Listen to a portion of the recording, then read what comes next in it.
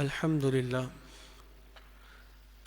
لله وحده الصلاة والسلام على من لا نبي بعده وعلى آله وأصحابه الذين أوفوا عهدا أما بعد فأعوذ بالله من الشيطان الرجيم بسم الله الرحمن الرحيم اهدنا الصراط المستقيم صراط الذين أنعمت عليهم غير المغضوب عليهم ولا الضالين آمين صدق الله العظيم فإن من جودك الدنيا وضرتها ومن علومك علم اللوح والقلم يا من يشفع عند حضرة طه اشفع لنا يا أوجه الشفعاء نظرت إلى بلاد الله جمعا كخردلة على حكم اتصال درست العلم حتى صرت قطبا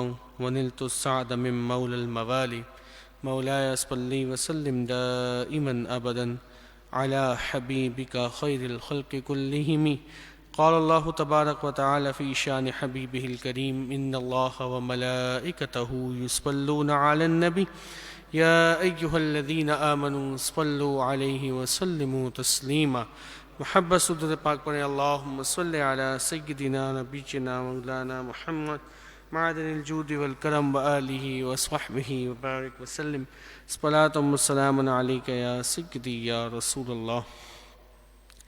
الحمدللہ آج درس قرآن پاک کا آغاز 28ویں پارے سے ہوگا اور 28ویں پارے کے چوتھے رکوع یعنی سورہ حشر کی ابتدا ہے۔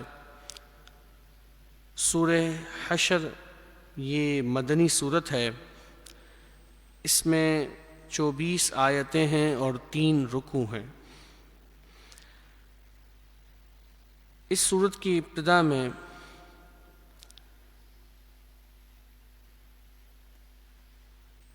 جو ذکر ہے وہ یہودیوں کے قبیلے بنو نذیر کے بارے میں ذکر ہے۔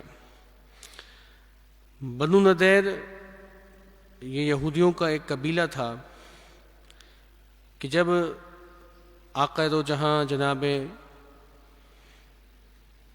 محمد مصطفیٰ صلی اللہ تعالی علیہ وآلہ وسلم آپ مدینہ منورہ میں رونق افروز ہوئے تو انہوں نے نبی کریم صلی اللہ علیہ وسلم سے شرط پر صلح کر لی کہ ہم غیر جانبدار رہیں گے، یعنی نہ ہم آپ سے لڑیں گے اور نہ آپ سے لڑنے والوں کا ساتھ دیں گے۔ جنگ بدر میں جب مسلمانوں کو فتح ہوئی تو یہ لوگ حضور نبی کریم صلی اللہ علیہ وسلم کی بہت تعریفیں کرتے ہوئے کہنے لگے کہ یہ وہی رسول ہیں کہ جن کی خبر توریت میں دی گئی ہے۔ اور جب احد کے دن مسلمانوں کو کچھ مشکلات پیش آئیں اور کچھ دیر کے لیے معاملہ ایسا ہوا کہ مسلمانوں پر کافر غالب آنے لگے تو یہ کیفیت دیکھ کر یہ مسلمانوں سے دشمنی ظاہر کرنے لگے اور شک و شبہات میں پڑ گئے۔ ان کا سردار کعب بن اشرف، یہودیوں کا جو سردار تھا کعب بن اشرف، یہ 40 یہودیوں کے ہمراہ مکہ مکرمہ پہنچا اور کعبہ معظمہ کے پردے کو تھام کر اس نے مشرکین مکہ سے کہا کہ تم مسلمانوں پہ حملہ کرو، ہم تمہارا ساتھ دیں گے۔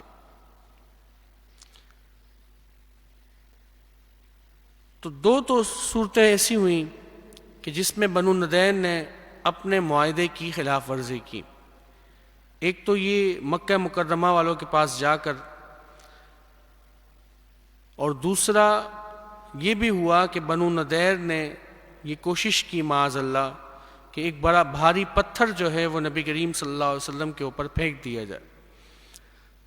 اللہ رب العزت نے حضور کو اس سے پہلے ہی آگے فرما دیا اور اللہ نے آپ کی حفاظت فرمائی۔ تو اس طریقے سے انہوں نے معاہدے کی خلاف ورزی کی، تو نبی کریم صلی اللہ علیہ وسلم نے محمد بن مسیلمہ اور ان کے چند ساتھیوں کے ساتھ جو ہے وہ کعب بن اشرف کو قتل کروا دیا۔ تو جب کعب بن اشرف جو کہ یہودیوں کا سردار تھا اور گستاخ رسول تھا، جب اسے واصل جہنم کر دیا گیا تو ان یہودیوں پر رعب طاری ہو گیا، اور ایسا رعب طاری ہوا کہ ان کے مضبوط سے مضبوط قلعے بھی انہیں کوئی کام نہ آئے، یعنی جن پر ان کو بڑا ناز تھا کہ یہ قلعے ہماری حفاظت کرنے والے ہیں اور ہم ان قلعوں میں بڑا جو ہے وہ محفوظ ہیں، تو انہوں نے جو کچھ اپنے لیے تیار کر رکھا تھا اللہ نے ان پر ایسا رعب طاری کیا کہ بنو نضیر جو ہے وہ مسلمانوں نے جب ان کا محاصرہ کیا تو 21 روز تک ان کا یہ محاصرہ رہا، اور پھر اس کے بعد 21 روز کے بعد نبی کریم صلی اللہ علیہ وسلم نے انہیں جلا وطن کرنے کا حکم دے دیا، یعنی انہوں نے یہ فیصلہ مان لیا کہ ہم اپنی اس جگہ کو چھوڑ کر چلے جائیں گے۔ تو کچھ شام کی طرف چلے گئے، کچھ جو ہے وہ خیبر کی طرف چلے گئے، کچھ اریحا کے مقام پر چلے گئے۔ تو یہ یہودی جو تھے ان کو منافقوں کی بھی ہمدردیاں حاصل تھیں، جس کا ذکر سورہ مبارکہ میں کیا جائے گا کہ یہ منافقین جو ہیں عبداللہ بن ابی سلول عبداللہ بن ابی سلول کہ جو منافقوں کا سردار تھا، وہ جا کر ان سے کہتا تھا کہ تم جب بھی جنگ کے لیے نکلو گے تو ہم تمہارا ساتھ دیں گے اور تمہارے ساتھ ہم بھی جنگ میں شریک ہوں گے، ہم بھی تمہارا ساتھ جو ہے ان مسلمانوں سے لڑیں گے۔ لیکن جب یہودیوں کو نکالا گیا اور ان کو جلا وطن کیا گیا تو ان منافقوں نے ان یہودیوں کا بھی ساتھ نہ دیا۔ تو اس طرح بنو نضیر جو ہے ان کے مکانات پر اللہ رب العزت نے مسلمانوں کو قبضہ دے دیا، اور یہ جنگ بھی بڑی آسانی سے ہو گئی، یعنی یہ فتح جو ہے بڑی آسانی سے حاصل ہوئی کہ مسلمان کو 2 میل تک پیدل چلے اور 21 دن کا محاصرہ تھا، اور خود ہی اللہ نے ان کے دلوں میں ایسا رعب ڈالا کہ بنو نضیر وہاں سے چلے گئے۔ تو ان سے جو مال غنیمت حاصل ہوا اس کے بارے میں اللہ رب العزت نے ارشاد فرمایا کہ چونکہ اس میں جنگ نہیں ہوئی اور نہ ہی تم نے کوئی یہاں پر اپنے گورے دہرائے ہیں، تو فرمایا کہ اب اس سے جو مال غنیمت حاصل ہوا ہے یہ مال غنیمت نبی کریم صلی اللہ علیہ وسلم جسے دینا چاہیں اسے دے سکتے ہیں، یعنی جیسے کہ پہلے ایک اصول ہے کہ مال غنیمت میں جو مجاہدین ہیں ان کو ملنا چاہیے، اور پھر 5واں حصہ جو ہے وہ اللہ اور اس کے رسول کے لیے ہے، اور مطلب مسکینوں کے لیے، یتیموں کے لیے، رسول کے خاندان والوں کے لیے۔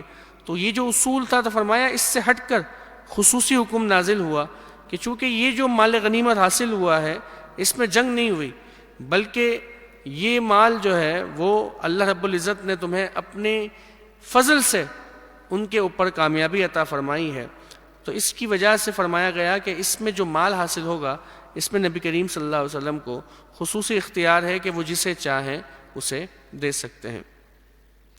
چنانچہ اس صورت کی ابتدا ہے، اللہ رب العزت ہمیں قرآن مجید فرقان حمید کو سمجھ کر اس پر عمل پیرا ہونے کی توفیق عطا فرمائے۔ بسم اللہ الرحمن الرحیم، اللہ کے نام سے شروع جو نہایت مہربان رحم والا۔ سبح للہ ما فی السماوات و ما فی الارض، اللہ کی پاکی بیان کرتے ہیں جو کچھ آسمانوں میں ہے اور جو کچھ زمین میں ہے۔ ہر ایک اللہ کی پاکی بیان کرتا ہے، ہر ایک کے انداز الگ الگ ہیں۔ مخلوق میں مختلف لوگ ہیں، مختلف چیزیں ہیں جو اللہ کی تسبیح بیان کرتی ہیں، اور جیسے اگر تر سبزہ ہو تو وہ اللہ کی پاکی بیان کرتا ہے کہ اگر اسے قبر پر رکھ دیا جائے تو اللہ عذاب قبر کو دور فرما دیتا ہے۔ وَهُوَ الْعَزِيزُ الْحَكِيمُ، اور وہی عزت و حکمت والا ہے۔ وَالَّذِي أَخْرَجَ الَّذِينَ كَفَرُوا مِنْ أَهْلِ الْكِتَابِ مِنْ دِيَارِهِمْ لِأَوَّلِ الْحَشْرِ، وہی ذات ہے کہ جس نے ان کافر کتابیوں کو ان کے گھروں سے نکالا ان کے پہلے حشر کے لیے. یعنی پہلے حشر کا مطلب ہے کہ انہیں یہ جو بنو نذیر کو شکست ہوئی اور یہ جمع ہوئے اور جلا وطن کر دیے گئے، تو یہ ان کا پہلا حشر. مفسرین نے کہا کہ دوسرا حشر جو ہے ان کا اس وقت ہوا کہ جب سیدنا فاروق اعظم کے دور میں انہیں جو ہے وہ خیبر سے بھی نکال دیا گیا. اور ایک کا تفسیر یہ ہے کہ پہلا حشر تو یہ ہے، اور دوسرا حشر جو ہے وہ قیامت کے دن ہوگا کہ جب انہیں جمع کیا جائے گا اور اس دن انہیں سخت عذاب دیا جائے. ما ظننتم ان يخرجوا وظنوا انهم مانعتهم حصونهم من الله فاتاهم الله من حيث لم يحتسبوا. تمہیں گمان نہ تھا کہ وہ نکلیں گے اور وہ سمجھتے تھے کہ ان کے قلعے انہیں اللہ سے بچا لیں گے، تو اللہ کا حکم ان کے پاس آیا وہاں سے جہاں ان کو گمان بھی نہیں تھا. یعنی کہ مسلمان سمجھتے تھے کہ یہ بنو نذیر کے قلعے تو بڑے مضبوط ہیں، ہم ان پر کیسے جو ہے فتح یابی حاصل کریں گے، اور یہ کس طرح ہم ان یہودیوں کو شکست دیں گے. چونکہ ایک کافی طویل عرصہ جب نبی کریم صلی اللہ علیہ وآلہ وسلم مدینہ منورہ تشریف نہیں لائے تھے، تو یہ اوس و خزرج کے جو قبیلے تھے یہ ان یہودیوں کے ماتحت ہوا کرتے تھے، اور یہ یہودیوں کا بڑا اثر و رسوخ تھا، اور یہ ان کی ایک عادتوں میں شامل ہے. آج بھی آپ دیکھیں کہ پوری دنیا پر اگر کوئی اپنا کنٹرول کرنا چاہتا ہے تو یہ یہودی ہیں، اور یہ اپنے ایسے ایک نیٹ ورک کو قائم کرتے ہیں کہ جس سے جو ہے وہ آپس میں ممالک جو ہیں یا تو وہ معاشی طور پر تنگ دست رہیں اور ان سے مدد مانگتے رہیں یہودیوں سے، اور یا پھر وہ دو ملکوں کے درمیان جنگ کرواتے رہتے ہیں، چھیڑتے رہتے ہیں معاملے کو، تاکہ وہ لڑیں اور ان کے لڑنے سے وہ اسلحہ مانگے اور ہم انہیں اسلحہ پرووائڈ کریں. تو یہ یہودیوں کا طریقہ رہا ہے کہ اوس و خزرج کے اس دور میں بھی جو دو قبیلے مدینہ منورہ میں قائم تھے، اوس اور خزرج، تو ان کے درمیان بھی یہی سلسلہ رہتا تھا کہ ان کو آپس میں لڑواتے رہتے تھے، اور پھر یہ یہودی ہی صلح کرواتے اور یہ یہودی ہی انہیں ہتھیار فروخت کرتے تھے تاکہ ان کے کاروبار چلتے رہیں، اور یہ کبھی بھی اوس و خزرج جو ہے مضبوط نہ ہو اور یہودی ہمیشہ اپنے اثر و رسوخ کو قائم رکھ سکے. یہ جو کعب بن اشرف تھا بنو نذیر کا سردار، یہ ان کے درمیان فیصلے کرواتا تھا. تو جب نبی کریم صلی اللہ علیہ وسلم مدینہ منورہ تشریف لائے تو اس سے بڑا حسد ہوا، کیونکہ اس کا جو مرتبہ تھا وہ ختم ہو گیا. اب لوگ حضور کی بارگاہ میں جاتے تھے اور وہاں فیصلے ہوا کرتے تھے. تو اس حسد میں بھی وہ معاذ اللہ نبی کریم صلی اللہ علیہ وسلم کی گستاخی کیا کرتا تھا.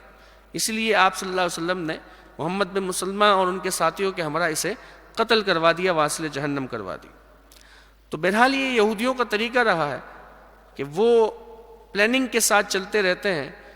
تو فرمایا کہ مسلمانوں کو یہ گمان نہیں تھا کہ اتنی اللہ رب العزت نے اتنے آرام سے اور اتنی آسانی سے بغیر کسی جنگ کے، کوئی خون ریزی نہیں ہوئی، بلکہ خود بنو نذیر جو ہے ان پر ایسا رعب طاری ہوا اور ایسا خوف طاری ہوا ان پر کہ وہ جو ہے قلعے چھوڑ کر چلے گئے. تو فرمایا کہ تمہیں گمان نہ تھا کہ وہ نکلیں گے. وَظَنُّوا أَنَّهُمْ مَانِعَتُهُمْ حُصُونُهُمْ مِنَ اللَّهِ، اور وہ سمجھتے تھے کہ ان کے قلعے انہیں ان سے بچا لیں گے. فَأَتَاهُمُ اللَّهُ مِنْ حَيْثُ لَمْ يَحْتَسِبُوا، تو اللہ کا حکم ان کے پاس وہاں سے آیا جہاں ان کو گمان بھی نہ تھا. وَقَذَفَ فِي قُلُوبِهِمُ الرُّعْبَ يُخْرِبُونَ بِيُوتَهُمْ بِأَيْدِيهِمْ وَأَيْدِي الْمُؤْمِنِينَ، اور اس نے ان کے دلوں میں رعب ڈالا کہ اپنے گھر ویران کرتے ہیں اپنے ہاتھوں سے اور مسلمانوں کے ہاتھوں سے. فَاعْتَبِرُوا يَا أُولِي الْأَبْصَارِ، تو عبرت لو اے نگاہ والوں. تو فرمایا کہ یہ یہودی کہ جنہوں نے اپنے بڑے مان سے اپنے گھروں کو تیار کیا ہوا تھا، تو اپنے گھروں کی سامان کو توڑ کر اپنے ساتھ لے کر جا رہے تھے، یعنی اپنے گھروں کو ویران کر رہے تھے، توڑ رہے تھے، اور جو بقیہ سامان بچ گیا اس پر مسلمان قابض آ گئے اور انہوں نے اسے حاصل کر لی. تو فرمایا کہ اس میں عبرت حاصل کرنے کی بات ہے کہ ضروری نہیں کہ پکے مکان ہوں، پکے قلعے ہوں تو یہ تمہیں جو ہے وہ شکست یعنی کہ شکست کھانے سے بچا سکتے ہیں. یہ ہتھیاروں کا ہونا، یہ ایوری تھنگ، یعنی ہر چیز کا جو ہے وہ سیکیورٹی کا ہونا تمہیں شکست کھانے سے نہیں بچا سکتا. اگر کوئی چیز تمہیں شکست کھانے سے بچا سکتی ہے، تمہیں فتح دے سکتی ہے، تو وہ اللہ کی نصرت ہے، اللہ کی طاقت ہے، اللہ کا فضل ہے.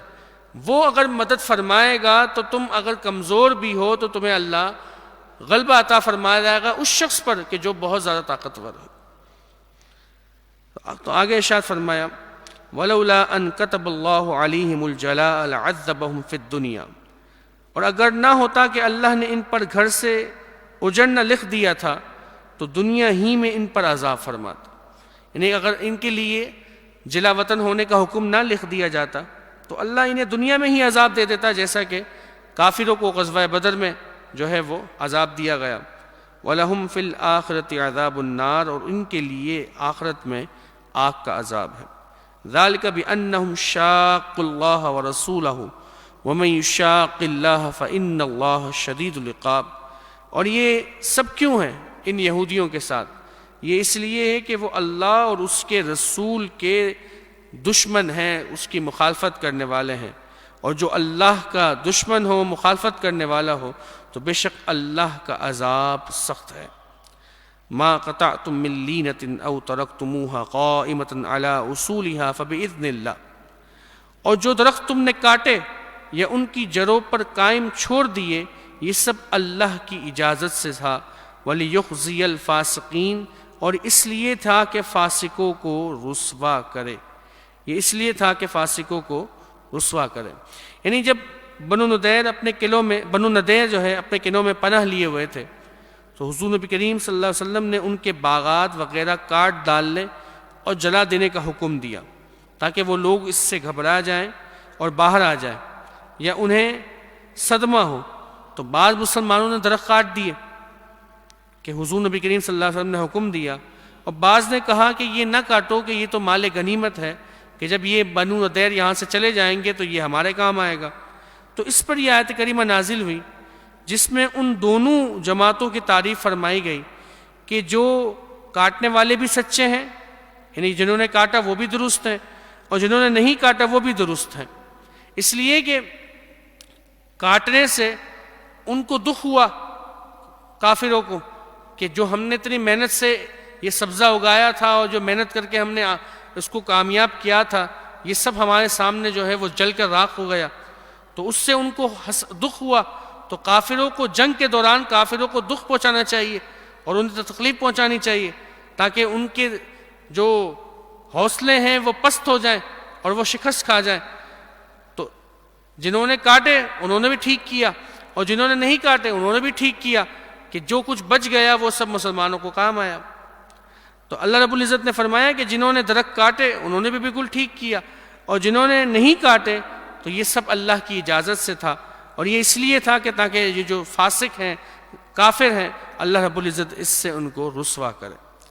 وما افاء اللہ علی رسولہ منہم فما اوجفتم علیہ من خیل ولا رقاب ولکن اللہ یسلط رسلہ علی من یشاء. اور جو غنیمت دلائی اللہ نے اپنے رسول کو ان سے، تو تم نے اس پر نہ اپنے گھوڑے دوڑائے تھے اور نہ اونٹ دوڑائے تھے. جیسا کہ میں نے آپ کو ذکر کیا کہ اس میں 2 میل کے فاصلے پر مسلمان پیدل ہی چلے گئے. نبی کریم صلی اللہ علیہ وسلم سواری پر سوار تھے، اور 21 دن کے محاصرے کے بعد بنو نضیر اپنا قلعے چھوڑ کر چلے گئے.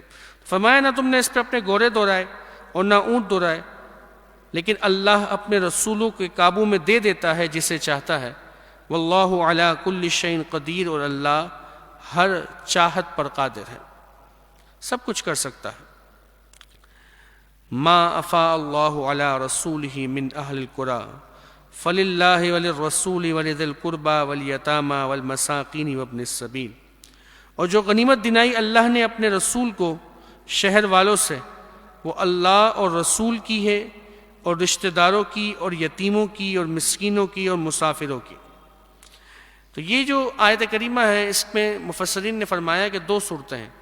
ایک تو یہ ہے کہ یہ پچھلی آیت کریمہ کی تفسیر ہے کہ جو پچھلی آیت کریمہ میں فرمایا کہ اللہ رب العزت نے جو بنو نضیر سے مال غنیمت حاصل ہوا ہے، اس میں نبی کریم صلی اللہ علیہ وسلم کو خصوصی اختیار دیا ہے کہ وہ جسے چاہیں اسے عطا فرمائے۔ تو اس کی تفسیر فرمائی کہ وہ یہ مال کس کس کے لیے ہے۔ فرمایا یہ اللہ اور اس کے رسول کے لیے ہے، رسول اللہ کی قرابت دار بنو مطلب اور بنو ہاشم کے لیے ہے، اور اسی طرح یتیموں، مسکینوں اور مسافروں کے لیے ہے کہ حضور نبی کریم صلی اللہ علیہ وسلم جسے چاہے اسے عطا فرمائے۔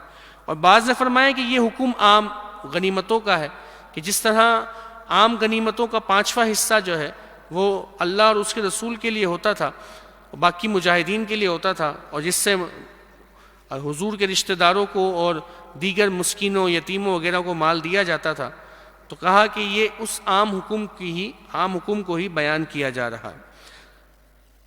تو آگے ارشاد فرمائے کئی لا یکون دولتم بین الاغنیاء منکم، کہ تمہارے اغنیاء کا مال نہ ہو جائے، یعنی یہ اس لیے نہیں، اس لیے ہے حکم کہ ان یتیموں اور مسکینوں کو بھی اس مال غنیمت سے مال ملے، کہ تاکہ دولت جو ہے، یعنی جو مال کا دورانیہ جو ہے وہ صرف غنیوں کے پاس نہ رہے، یعنی کہ مالداروں کے پاس نہ رہے۔ جب اسلام نہیں آیا تھا تو اسلام سے پہلے جب جنگ ہوتی تھی اور کچھ بھی مال غنیمت حاصل ہوتا تو ہوتا یہ تھا کہ تھوڑا سا مال تو وہ جو سردار ہوتا تھا وہ اپنے پاس رکھ لیتا، باقی سارا مال جو ہے وہ فوج کو دے دیتا اور وہ اپنے حساب سے تقسیم کرتی۔ تو فوج والے کیا کرتے کہ جو لوگ امیر ہوتے تھے وہ زیادہ مال رکھ لیتے اور غریبوں کو کچھ بھی ہاتھ نہ آتا۔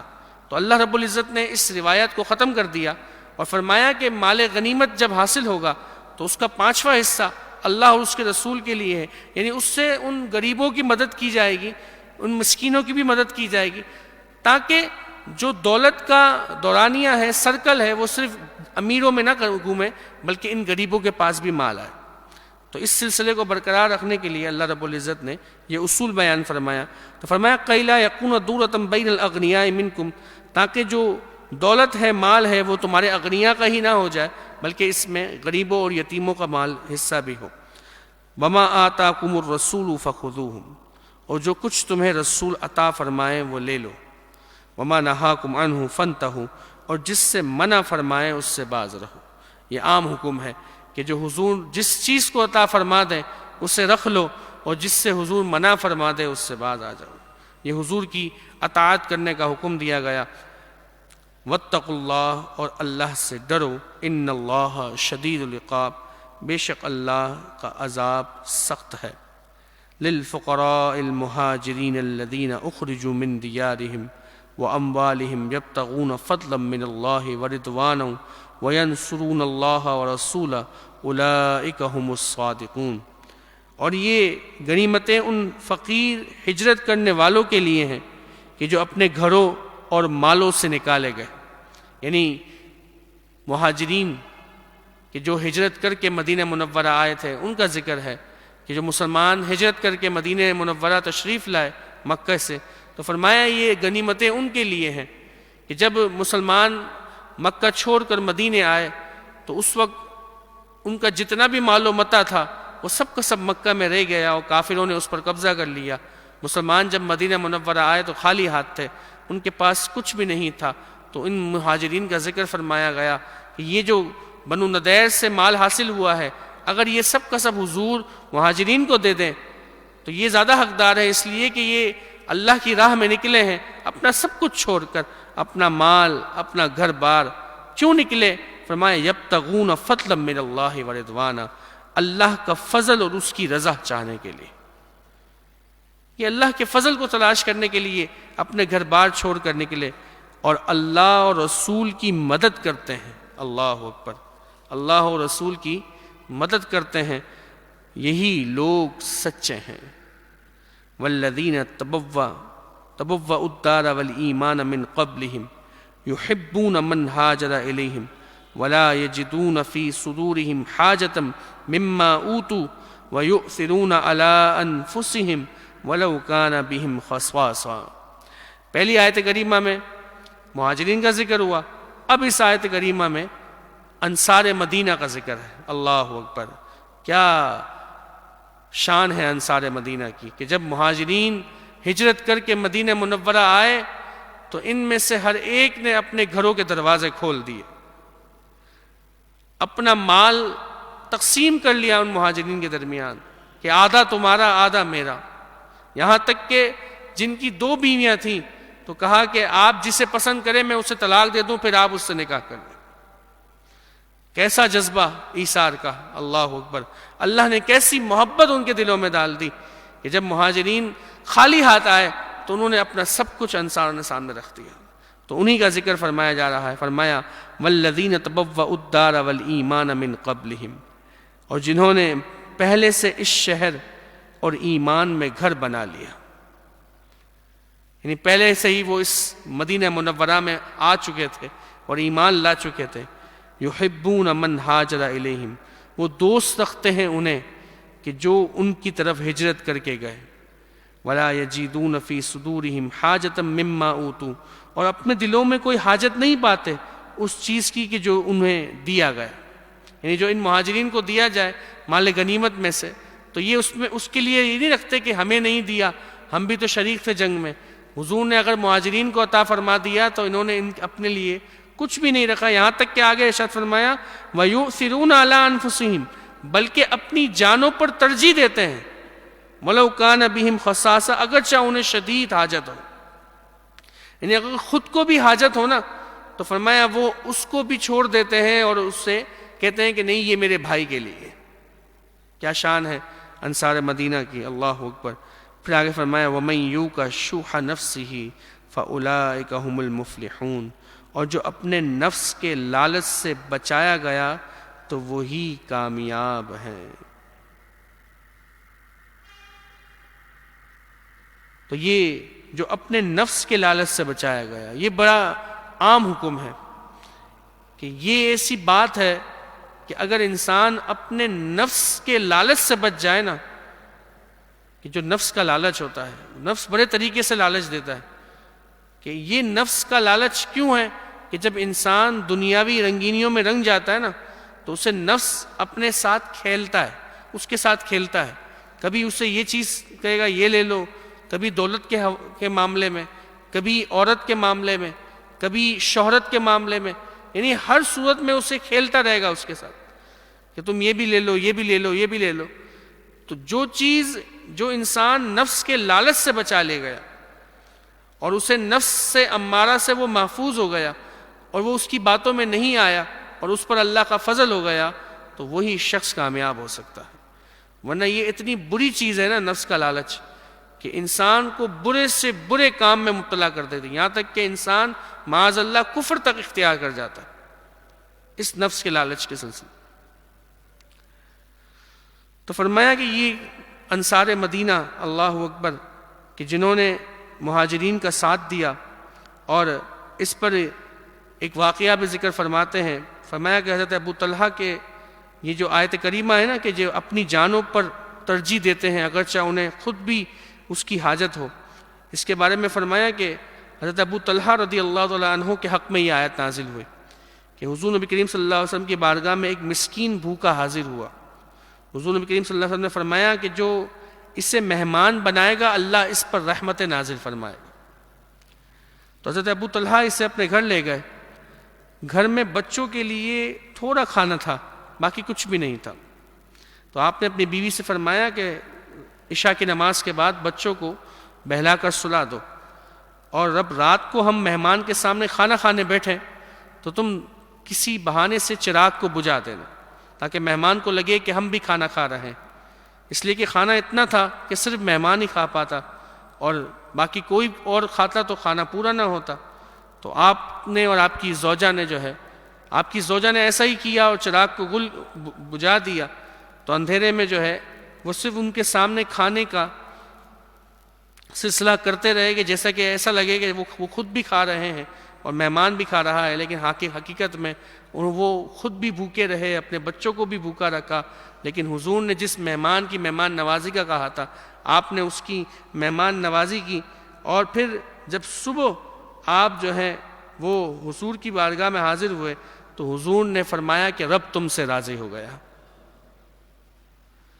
اور حضور نے یہ آیت کریمہ پڑھ کر سنائی کہ وَيُؤْثِرُونَ عَلَىٰ أَنفُسِهِمْ وَلَوْ كَانَ بِهِمْ خَصَاصَةٌ، کہ وہ اپنی جانوں پر ترجیح دیتے ہیں اگرچہ انہیں خود بھی حاجت ہو۔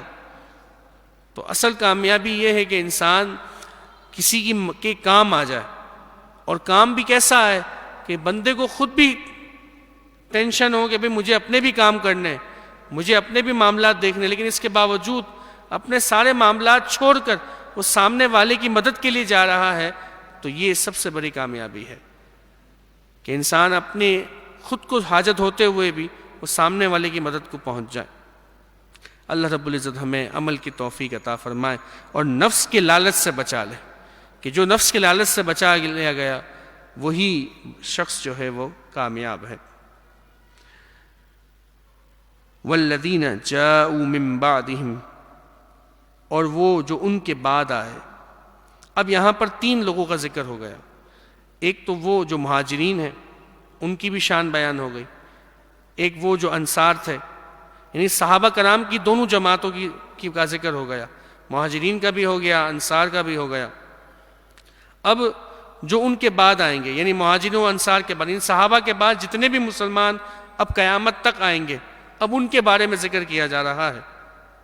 تو فرمایا والذین جاؤ من بعدہم، اور وہ جو ان کے بعد آئے، یقولون، وہ عرض کرتے ہیں، ربنا اغفر لنا ولاخواننا الذین سبقونا بالایمان، اے ہمارے رب ہمیں بخش دے اور ہمارے بھائیوں کو کہ جو ہم سے پہلے ایمان لائے۔ تو اس سے کیا پتہ چلا؟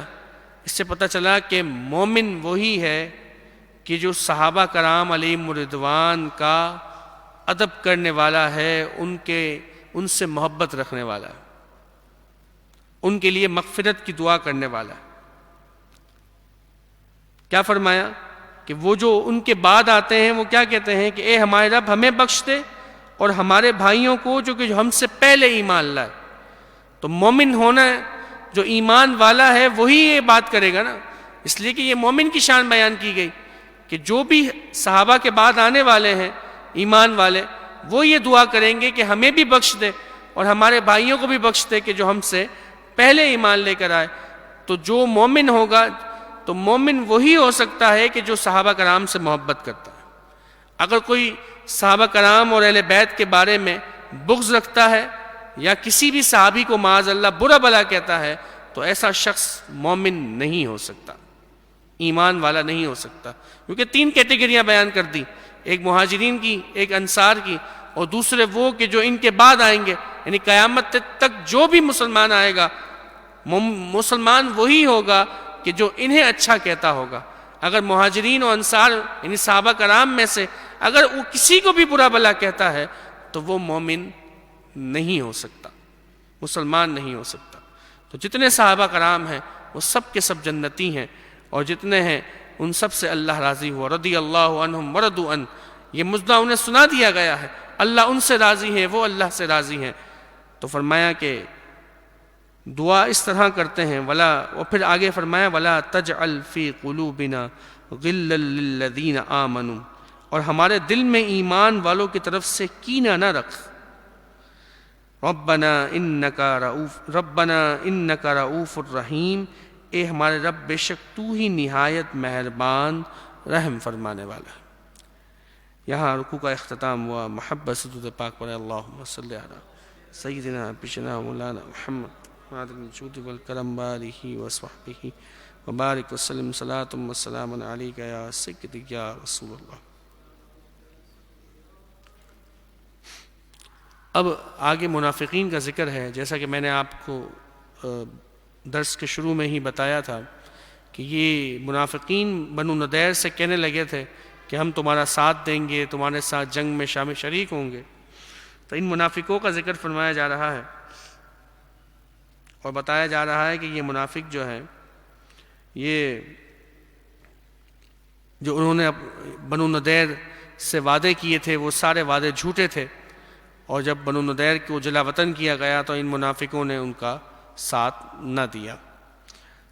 چنانچہ اللہ رب العزت ارشاد فرماتا ہے الم تر الی الذین نافقوا یقولون لاخوانہم الذین کفروا من اہل الکتاب، کیا تم نے منافقوں کو نہ دیکھا کہ اپنے بھائیوں کافر کتابیوں سے کہتے ہیں، یعنی منافقین بظاہر تو کلمہ گو تھے، کلمہ پڑھنے والے تھے، لیکن انہیں چونکہ ان کے دل میں جو ہے وہ کفر تھا، تو فرمایا کہ تو ان کے بھائی، یعنی انہیں کافروں کا بھائی قرار دیا گیا. تو جو منافق ہے، جس کے دل میں نفاق ہے اور جو دل سے ایمان نہیں رکھتا، تو وہ تو کافروں کا بھائی ہے. تو فرمایا ان کافر کتابیوں سے کہتے ہیں کہ لئن اخرجتم لنخرجن معکم ولا نطیع فیکم احدا ابدا وان قوتلتم لننصرنکم واللہ یشہد انہم لکاذبون. کیا کہنے لگے کہ اگر تم نکالے گئے تو ضرور ہم تمہارے ساتھ نکل جائیں گے، یعنی اگر تمہیں جلا وطن کیا گیا تو ہم بھی تمہارے ساتھ چلے جائیں گے، اور ہرگز تمہارے بارے میں کسی کی بات نہیں مانیں گے، نہ مسلمانوں کی بات مانیں گے، نہ معاذ اللہ نبی کریم صلی اللہ علیہ وسلم کی بات مانیں گے. اور تم سے لڑائی ہوئی تو ہم ضرور تمہاری مدد کریں گے، اور اللہ گواہ ہے کہ یہ سب کے سب جھوٹے ہیں، یہ منافقین جھوٹے ہیں. لئن اخرجوا لیخرجون معہم، اگر وہ نکالے گئے تو یہ ان کے ساتھ نہ نکلیں گے. ولئن قوتلوا لینصرونہم، اور ان سے لڑائی ہوئی تو یہ ان کی مدد نہ کریں گے.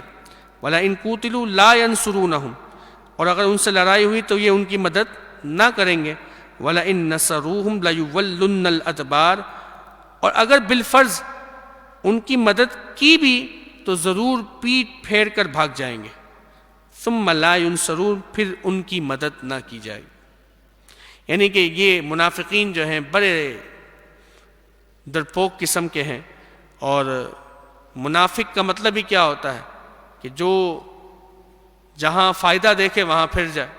تو یہ جب اس نے منافقوں نے دیکھا کہ یہ یہودی شکست کھا رہے ہیں اور ان کو تو جلا وطن کیا گیا اور مسلمان ان کی غنیمتیں حاصل کر رہے ہیں، تو یہ پھر گئے اور جو وعدے کیے تھے وہ سارے وعدے انہوں نے توڑ دیے. اور اللہ نے اس کا ذکر قرآن مجید فرقان حمید میں پہلے ہی فرما دیا کہ یہ جھوٹے لوگ ہیں، کہ یہ جو بھی وعدے کر رہے ہیں کہ ہم جنگ میں شریک ہوں گے، ہم تمہارا ساتھ دیں گے، یہ سارے جھوٹی باتیں ہیں. اور اگر یہ آ بھی جائیں لڑنے کے لیے تو یہ پیٹ پھیر کر بھاگ جائیں گے اور پھر ان کی مدد نہ حاصل کر سکیں گے. لَأَنْتُمْ أَشَدُّ رَحْبَةً فِي صُدُورِهِم مِّنَ اللَّهِ، بے شک ان کے دلوں میں اللہ سے زیادہ تمہارا ڈر ہے. یعنی یہ منافق اس بات سے نہیں ڈرتے کہ اللہ رب العزت تو ہر چھپی ہوئی چیزوں کو جانتا ہے. کیا رب کو نہیں پتا کہ ان کے دلوں میں ایمان نہیں ہے؟ بے شک رب جانتا ہے کہ ان کے دلوں میں ایمان نہیں ہے، لیکن یہ اس بات سے ڈرتے ہیں کہ کہیں مسلمانوں کو نہ پتہ چل جائے کہ ہم منافق ہیں. تو کہتے ہیں کہ اللہ فرماتا ہے کہ یہ تم سے ڈرتے ہیں کہ کہیں مسلمانوں کو نہ پتہ ہے. حالانکہ ہونا یہ چاہیے کہ وہ اللہ سے ڈریں کہ اللہ تو ہر چیز کو جانتا ہے. تو وہ کس سے اپنے ایمان کو چھپا رہے ہیں؟ کس سے اپنے نفاق کو چھپا رہے ہیں؟ مسلمانوں سے چھپا رہے ہیں. تو مسلمانوں سے کیوں ڈر رہے ہیں؟ ڈرنا تو انہیں اللہ سے چاہیے کہ جو فیصلہ فرمائے گا، جو عذاب دے گا، جو سزا دے گا، وہ اللہ رب العزت دے گا. اگر تم دل سے ایمان لاؤ گے تو اللہ رب العزت تمہاری مغفرت فرما دے گا. لیکن اگر تم نفاق اختیار کرو گے اور بظاہر مسلمان ہوگے اور دل میں ایمان نہیں ہوگا تو پھر تمہارے لیے تو جہنم کا سودا ہے، ہمیشہ کے لیے جہنم میں جلو گے. تو فرمایا کہ بے شک ان کے دلوں میں اللہ سے زیادہ تمہارا ڈر ہے. ذالک بانہم قوم لا یفقہون، یہ اس لیے ہے کہ یہ ناسمجھ لوگ ہیں. اگر آج ہم اپنی طرف نگاہ رکھیں نا تو مسلمان کا حال بھی یہی ہو چکا کہ اللہ سے زیادہ اسے لوگوں سے ڈر لگتا ہے. وہ کوئی گناہ کا کام کرے گا نا تو کہے گا یار فلاں بندے کو پتہ نہیں چلنا چاہیے، اس کو نہیں بتانا، یار میری عزت ہے، یار میرا معاملہ ہے، یار خاندان میں پتہ نہیں چلنا چاہیے، یہ نہیں ہونا چاہیے.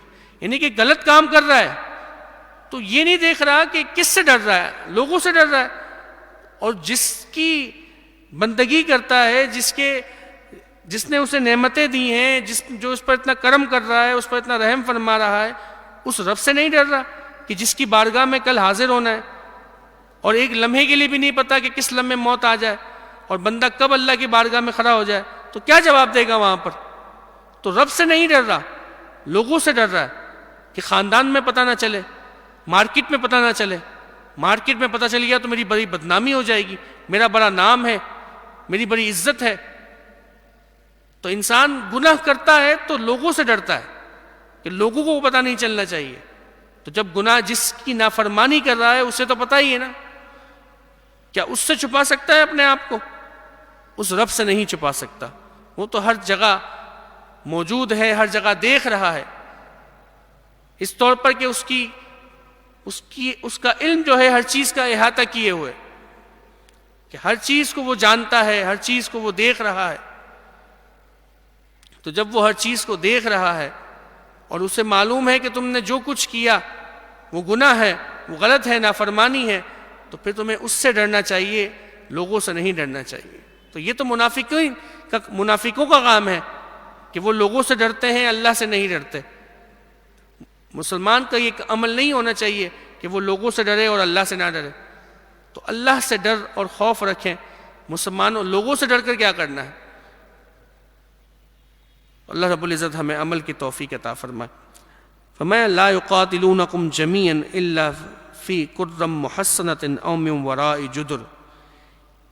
اب یہ یہودیوں کا ذکر ہے کہ فرمایا کہ یہ یہودی جو ہیں یہ کبھی بھی، تو یہ جو بنو نضیر کے یہودی تھے اور جو بنو قریظہ کے یہودی تھے، ان کے بارے میں فرمایا گیا کہ یہ لوگ تمہارے ساتھ کھل کر جنگ نہیں لڑیں گے، یا اگر جنگ لڑیں گے بھی تو اپنے قلعے میں بند ہو کر لڑیں گے۔ تو اسی کا ذکر فرمایا گیا کہ یہ سب مل کر بھی تم سے نہ لڑیں گے مگر قلعہ بند شہروں میں، او من وراء جدر، یا دیواروں کے پیچھے سے، بأسہم بینہم شدید، یہ ان کے آپس میں شدید اختلافات ہیں، یعنی یہ آپس میں بھی ایک دوسرے کے دشمن ہیں، یہ آپس میں ایک نہیں، اتفاق نہیں ہے ان کے اندر، بلکہ یہ آپس میں بھی ایک دوسرے کے دشمن ہیں۔ تحسبہم جمیعا وقلوبہم شتیٰ، تم انہیں ایک سمجھتے ہو کہ یہ ایک ہیں، ان کے اندر ایکتا ہے، نہیں، ان کے دل تو الگ الگ ہیں، یعنی آپس میں بھی یہ شدید اختلاف رکھتے ہیں اور شدید خوف رکھتے ہیں۔ یہ اگر ان کے کسی بھائی کو مارا جا رہا ہوگا نا تو یہ اس کو بچانے کے لیے بھی نہیں آئیں گے، خود بھاگ جائیں گے۔ تو اتنے یہ جو ہے آپس میں جڑے ہوئے نہیں ہیں، بلکہ سب الگ الگ ہیں۔ ذالک بانہم قوم لا یعقلون، یہ اس لیے ہے کہ وہ بے عقل لوگ ہیں۔ کمثل الذین من قبلہم قریبا ذاقوا وبال امرہم، ان کی مثال ایسے ہے کہ جو ابھی قریب کے زمانے میں ان سے پہلے تھے کہ انہوں نے اپنے کام کا وبال چکھا، یعنی یہ کفار مکہ کے جو غزوہ بدر میں مارے گئے، تو ان یہودیوں کی مثال بھی ایسا ہی ہے کہ انہیں بھی جو ہے بعض کو جو ہے وہ قتل کر دیا گیا، جیسے بنو قریظہ جو قبیلہ تھا یہودیوں کا، انہیں قتل کر دیا گیا، اور بنو نضیر کو جو ہے جلا وطن کر دیا گیا۔ وَلَهُمْ عَذَابٌ عَلِيمٌ، اور ان کے لیے دردناک عذاب ہے۔ كَمَثَلِ الشَّيْطَانِ إِذْ قَالَ لِلْإِنسَانِ اكْفُرْ، اور ان کی مثال اس شیطان کی طرح ہے کہ جب وہ کہتا ہے انسان سے کہ تو کفر کر، فَلَمَّا كَفَرَ، پھر جب انسان کفر کر لیتا ہے، قَالَ إِنِّي بَرِيءٌ مِّنْكَ، تو وہ بولتا ہے انسان سے کہ میں تجھ سے الگ ہوں، إِنِّي أَخَافُ اللَّهَ رَبَّ الْعَالَمِينَ، بے شک میں اللہ سے ڈرتا ہوں جو سارے جہاں کا پالنے والا ہے۔ یعنی یہ شیطان کا ایک وار بتایا گیا کہ شیطان کبھی کبھار انسان پر اس طرح وار کرتا ہے کہ کوئی کام ایسا کہ جو بظاہر اسے فتنے کی طرف لے جائے گا، اسے نیک کام سمجھ کر سامنے پیش کرتا ہے۔ جیسے کہ حدیث مبارکہ میں بنی اسرائیل کے ایک راہب کا ذکر کیا جاتا ہے کہ راہب کے پاس، راہب جو کہ بڑا عبادت گزار تھا، بڑی اللہ کی عبادت کیا کرتا تھا، تو شیطان نے اس سے بڑا ورگلانے کی کوشش کی کہ وہ ورگلا جائے، لیکن وہ راہب جو ہے شیطان کے ہاتھ نہیں آیا۔ تو شیطان کے ایک چیلے نے کہا کہ میں اسے بہکاؤں گا۔ تو وہ چیلا جو ہے راہب کا گھر تھا اس کے پاس گیا اور راہب کو کہا کہ مجھے اپنے ساتھ رکھو، میں تمہارے ساتھ عبادت کرنا چاہتا ہوں۔ راہب نے اسے منع کر دیا کہ میں تمہیں اپنے ساتھ نہیں رکھ سکتا، میں اکیلا عبادت کرتا ہوں۔ وہ راہب کے گھر کے باہر بیٹھا رہا اور وہ گھر کے باہر بیٹھ کر عبادت کرنا اس نے شروع کر دی۔ اب راہب نے اس سے دیکھا کہ یہ تو بندہ جا ہی نہیں رہا اور یہ تو عبادت کرنا شروع ہو گیا میرے گھر کے باہر، تو راہب نے اس سے ترس کھاتے ہوئے اسے اپنے گھر کے اندر رکھ لیا۔ اب وہ جو شیطان جو انسانی شکل میں آیا تھا اور اس نے اپنا حلیہ اختیار کیا ہوا تھا، وہ ایسے عبادت کرتا راہب کے سامنے، یعنی کہ راہب بھی اگر کبھی آرام کرتا تو وہ آرام بھی نہیں کرتا تھا، وہ اس میں بھی عبادت کیا کرتا تھا۔ تو راہب نے اس سے پوچھا کہ بھئی تیرے پاس ایسی کون سی طاقت ہے کہ تو اتنے دنوں تک بھوکا رہتا ہے اور تو مجھ سے بھی زیادہ عبادت کرتا ہے، میں تو ابھی تھک جاتا ہوں، انسانی تقاضے ہیں میرے، مجھے بھوک بھی لگتی ہے، پیاس بھی لگتی ہے، نیند بھی آتی ہے، تو میں سو بھی جاتا ہوں، تیرے پاس ایسا کیا کمال ہے؟ تو کہتا ہے میرے پاس جو ہے وہ کچھ ایسے وظائف ہیں جس کی وجہ سے جو ہے نا میں اتنے کمال تک پہنچ گیا ہوں، تم کہو تو میں تمہیں بھی یہ چیزیں سکھا دوں۔ تو وہ کہتا ہے ٹھیک ہے، تم مجھے یہ چیزیں سکھاؤ تاکہ میں بھی جو ہے وہ اتنی لمبی لمبی عبادتیں کر سکوں۔ پھر اس کے بعد راہب اس سے کہتا ہے کہ تم اکیلے اکیلے کیوں رہتے ہو؟ تمہیں چاہیے کہ تم بندگان خدا کی مدد کرو، ان کے کام آؤ، تمہیں اتنا اللہ نے علم دیا ہے۔ تو راہب کہتا ہے کہ نہیں میں تو اس دنیا سے کٹا ہوا ہوں، میں تو اکیلے ہی رہوں گا۔ لیکن وہ شیطان اسے ورگلاتا رہتا ہے، یہاں تک کہ یہی شیطان جو ہے وہ اس دور میں ایک عورت تھی کہ جسے ایسی بیماری پیدا کر دیتا ہے کہ جس کا علاج پوری شہر میں کہیں بھی نہیں ہوتا۔ اب یہ شیطان جو ہے جس عورت کے ساتھ یہ معاملہ کرتا ہے، اس کے گھر والوں کو یہ کہتا ہے کہ اگر تمہیں اس کا علاج چاہیے تو یہ اس راہب کے پاس ہی ہے، اس کے پاس یہ پاور ہے۔ اور راہب کو یہ سب چیزیں سکھا چکا ہوتا ہے، حالانکہ راہب اسے منع کرتا ہے کہ مجھے لوگوں کی مدد نہیں کرنی اور یہ علم نہیں سیکھنا ہے کہ جس سے میں لوگوں کے معاملات کو ٹھیک کر سکوں، لیکن شیطان چونکہ اسے زبردستی یہ چیزیں سکھا دیتا ہے۔ تو جب وہ لوگ جو ہے راہب کے پاس آتے ہیں اور اس سے جو التجائیں کرتے ہیں کہ تم اس عورت کو ٹھیک کر دو، تو پھر وہ راہب کہتا ہے کہ تم اسے یہیں چھوڑ جاؤ، میں اسے ٹھیک کر دوں گا۔ پھر وہ شیطان جو ہے اس عورت کے ساتھ اس راہب کے تعلقات قائم کروا دیتا ہے، یعنی کہ غلط ناجائز تعلقات، اس سے وہ عورت حاملہ ہو جاتی ہے، اس سے وہ بچہ جنتی ہے۔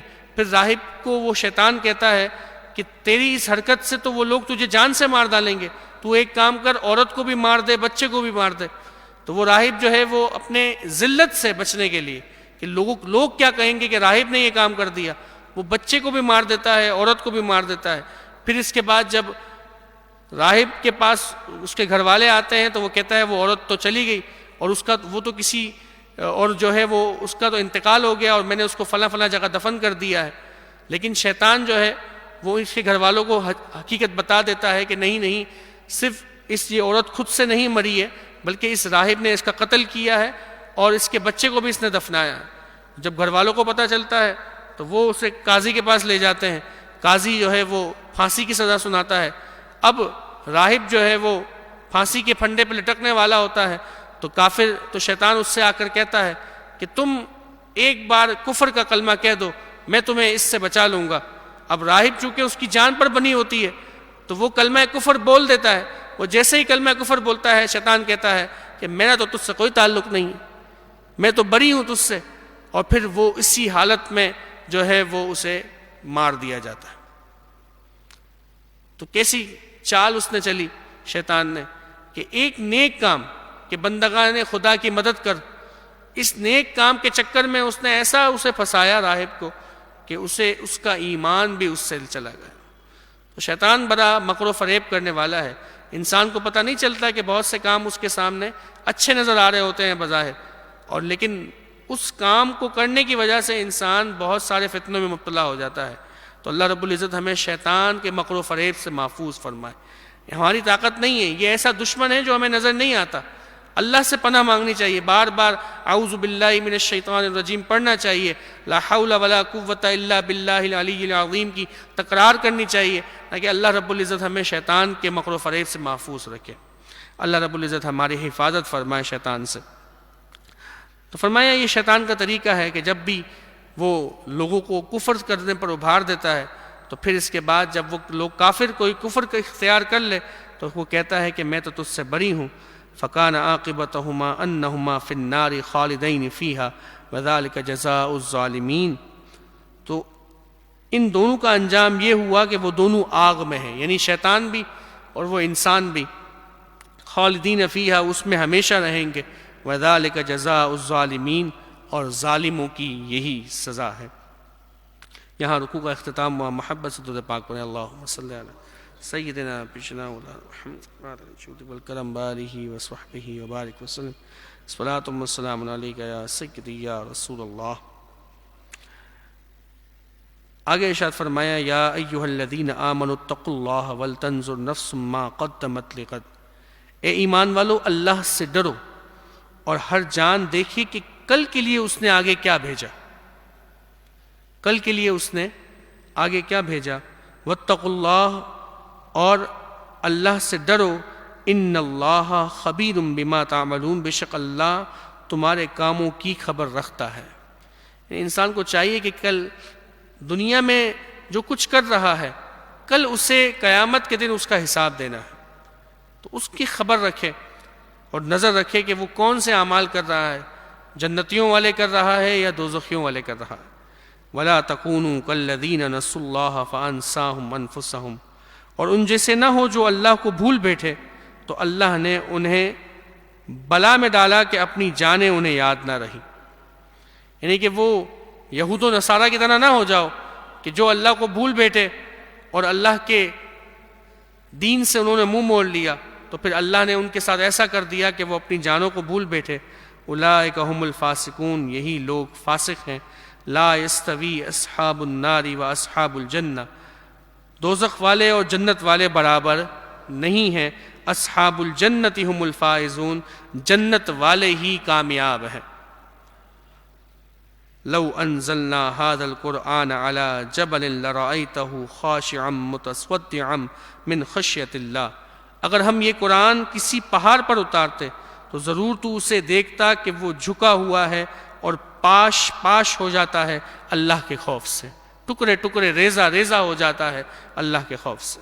یعنی اگر یہ قرآن جو کہ اللہ کا کلام ہے، اگر اسے پہاڑ پر نازل کیا جاتا، پہاڑ پر رکھ دیا جاتا تو اس کی ہیبت ایسی ہے کہ یہ اللہ کے خوف سے تھر تھر، وہ جو پہاڑ اتنا مضبوط ہے وہ بھی تھر تھر کانپ جائے، وہ بھی ریزہ ریزہ ہو جائے۔ تو اس سے پتہ چلا نبی کریم صلی اللہ علیہ وسلم کے قلب اطہر پر یہ قرآن نازل کیا گیا، تو حضور کا قلب اطہر، قلب منور جو ہے وہ پہاڑ سے بھی زیادہ مضبوط ہے، کہ اگر پہاڑ پر یہ قرآن اترتا تو وہ بھی تھر تھر ریزہ ریزہ ہو جاتا۔ لیکن کیا شان ہے میرے محبوب کی، نبی کریم صلی اللہ علیہ وسلم کی، کہ آپ کے قلب اطہر پر یہ پورا قرآن نازل ہوا لیکن آپ کا دل جو ہے وہ جیسا تھا ویسا ہی قائم ہے۔ اللہ اکبر۔ وَتِلْكَ الْأَمْثَالُ نَضْرِبُهَا لِلنَّاسِ لَعَلَّهُمْ يَتَفَكَّرُونَ، اور یہ مثالیں لوگوں کے لیے ہم بیان کرتے ہیں تاکہ لوگ غور و فکر کریں۔ هُوَ اللَّهُ الَّذِي لَا إِلَٰهَ إِلَّا هُوَ، وہی اللہ ہے کہ جس کے سوا کوئی معبود نہیں۔ عالم الغیب والشہادتی، ہر چھپی ہوئی اور ظاہر چیز کو جاننے والا ہے۔ هُوَ الرحمن الرحیم، وہی ہے کہ جو بڑا مہربان ہے، رحمت والا ہے۔ هُوَ اللَّهُ الَّذِي لَا إِلَٰهَ إِلَّا هُوَ، وہی اللہ کہ جس کے سوا کوئی معبود نہیں۔ الملک بادشاہ ہے، القدوس نہایت پاک ہے، السلام سلامتی دینے والا ہے، المؤمن امان بخشنے والا ہے۔ یہاں مؤمن اللہ کی صفت بیان کی گئی، اور ایک بندہ مومن ہوتا ہے، ایمان لانے والا۔ تو اب کوئی شخص کہے کہ تم نے لوگوں کو، بندے کو داتا کہہ دیا، تو داتا تو اللہ کی صفت ہے، تو یہ تو شرک ہو گیا۔ تو ہم کہیں قرآن بھی تو کہہ رہا ہے المؤمن امان دینے والا، تو اللہ کی صفت مومن امان دینے والا، بندہ بھی مومن ایمان لانے والا، تو کیا شرک ہو گیا؟ نہیں، یہاں اگر بندہ مومن ہے تو ایمان لانے والے کا ہے، یعنی ایمان لانے والے کو مومن کہا جاتا ہے، اور جب رب کو مومن کہا جا رہا ہے تو مطلب ہے امان بخشنے والا۔ تو یہ شرک نہیں ہوتا۔ تو لوگوں کو جو یہ دھوکہ دے کر اور شرک کے کفر کے فتوے لگاتے ہیں کہ تم نے بندے کو داتا کہہ دیا، غوث کہہ دیا، تو یہ تو شرک ہو گیا کہ مدد کرنے والا تو اللہ ہے۔ تو ہم نے کہا مومن میں تو پھر دو ہو گئے، ایک اللہ کے لیے بھی تو مومن کہا جاتا ہے، تو پھر اس کا کیا مطلب ہے؟ تو ایک مومن کا معنی ہے کہ جب اللہ کے لیے مومن بولا جائے تو معنی ہے امان دینے والا، اور جب بندے کے لیے مومن کہا جائے تو مطلب ہے ایمان لانے والا۔ تو دونوں معنی میں فرق ہے۔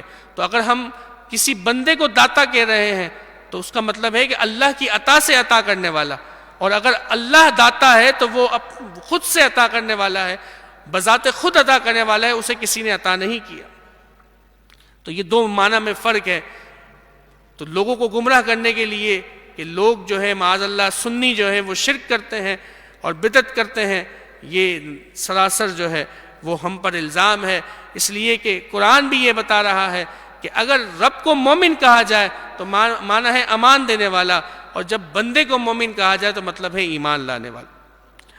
المہیمن حفاظت فرمانے والا، العزیز عزت والا، الجبار عظمت والا، المتکبر تکبر کرنے والا، یعنی کہ بڑائی مارنے والا، یہ رب کی شان ہے کہ وہی متکبر ہے، اور انسان متکبر نہیں ہو سکتا۔ اس کی کیا حیثیت ہے؟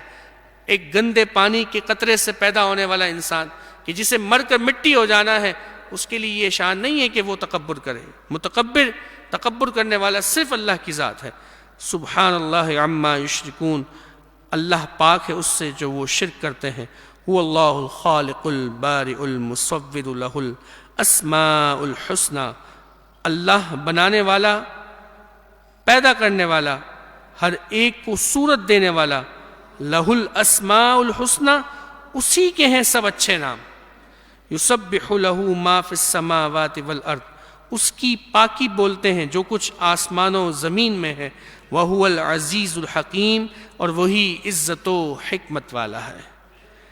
یہ 3 آیت کریمہ، هو اللہ الذی، یعنی آیت نمبر 22، آیت نمبر 23 اور آیت نمبر 24، یہ سورہ حشر کی آخری 3 آیات، ان کی بڑی فضیلتیں ہیں کہ جو شخص، ترمذی شریف کی حدیث ہے، نبی کریم صلی اللہ علیہ وسلم نے ارشاد فرمایا کہ جو شخص صبح کے وقت اعوذ باللہ السمیع العلیم من الشیطان الرجیم 3 مرتبہ پڑھ کر، یعنی اعوذ باللہ السمیع العلیم من الشیطان الرجیم 3 مرتبہ پڑھ کر یہ 3 آیت کریمہ هو اللہ الذی سے لے کر وهو العزیز الحکیم 22، 23، 24، یہ 3 آیت کریمہ پڑھ لے تو صبح اگر پڑھے گا تو شام تک، اور اگر شام کو پڑھے گا تو صبح تک 70,000 فرشتے اس کے لیے دعائیں مغفرت کرتے رہیں۔ اور اگر یہ شخص اسی دن اسے موت آ جاتی ہے تو اللہ پاک اسے شہیدوں میں اٹھائے گا۔ اور دوسری روایت میں آتا ہے کہ جو شخص صبح و شام اس آیتوں کو پڑھتا ہے تو اللہ پاک اس کے لیے جنت کو واجب فرما دیتا ہے۔ تو بڑی فضیلتیں ہیں اور اللہ پاک اس سے حفاظت بھی فرماتا ہے، تو اس کا معمول بنا لیں کہ فجر کی نماز کے بعد جو ہے یہ آیت کریمہ 3 بڑی آسان سی آیت کریمہ ہے، بڑی آسانی سے یاد بھی ہو جائے گی۔ تو 3 آیت کریمہ ہے، ان کو یاد کر لیں فجر کی نماز کے بعد اور عصر کی نماز کے بعد۔ صبح کا مطلب ہے کہ سورج طلوع ہونے سے پہلے، صبح صادق کے وقت یعنی طلوع ہونے سے پہلے، اور شام کا مطلب ہے سورج غروب ہونے سے پہلے یعنی عصر کے بعد۔ تو عصر کے بعد اور فجر کے بعد، تو صبح اور شام، تو یہ 3 آیت کریمہ پڑھ لیں۔ شروع میں پیا اعوذ باللہ سمیع العلیم من الشیطان الرجیم، یہ 3 مرتبہ پڑھ کر پھر یہ 3 آیت کریمہ پڑھے۔ اللہ پاک ہم تمام کو عمل کی توفیق عطا فرمائے۔ یہاں سورت مکمل ہوئی، محبت سے درود پاک پڑھیں۔ اللہم صلی علی محمد وعلیہ وصحبہ وبارک وسلم۔ صلاۃ والسلام علیک یا سیدی یا رسول اللہ۔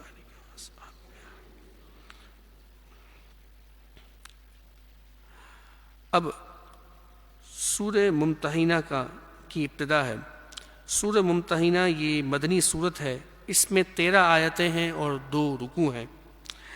اس سورہ مبارکہ کی ابتدا میں جو ذکر کیا جا رہا ہے کہ اپنے دشمنوں کو دوست نہ بناؤ، یہ آیت کریمہ نازل ہوئی حضرت حاطب بن ابی بلتہ رضی اللہ تعالی عنہ۔ آپ بدری صحابی ہیں۔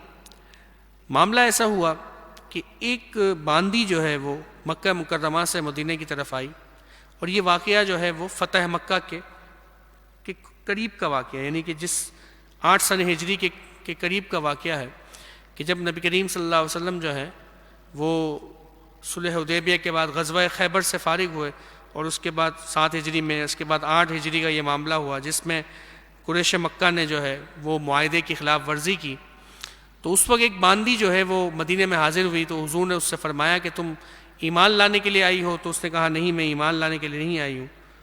تو وہ باندی جو ہے اس نے کہا مجھے مدد درکار ہے، میرے پاس مال و متاع نہیں ہے۔ تو مسلمانوں کی طرف سے اسے مال و متاع دے کر جو ہے مکے کی طرف روانہ کیا گیا۔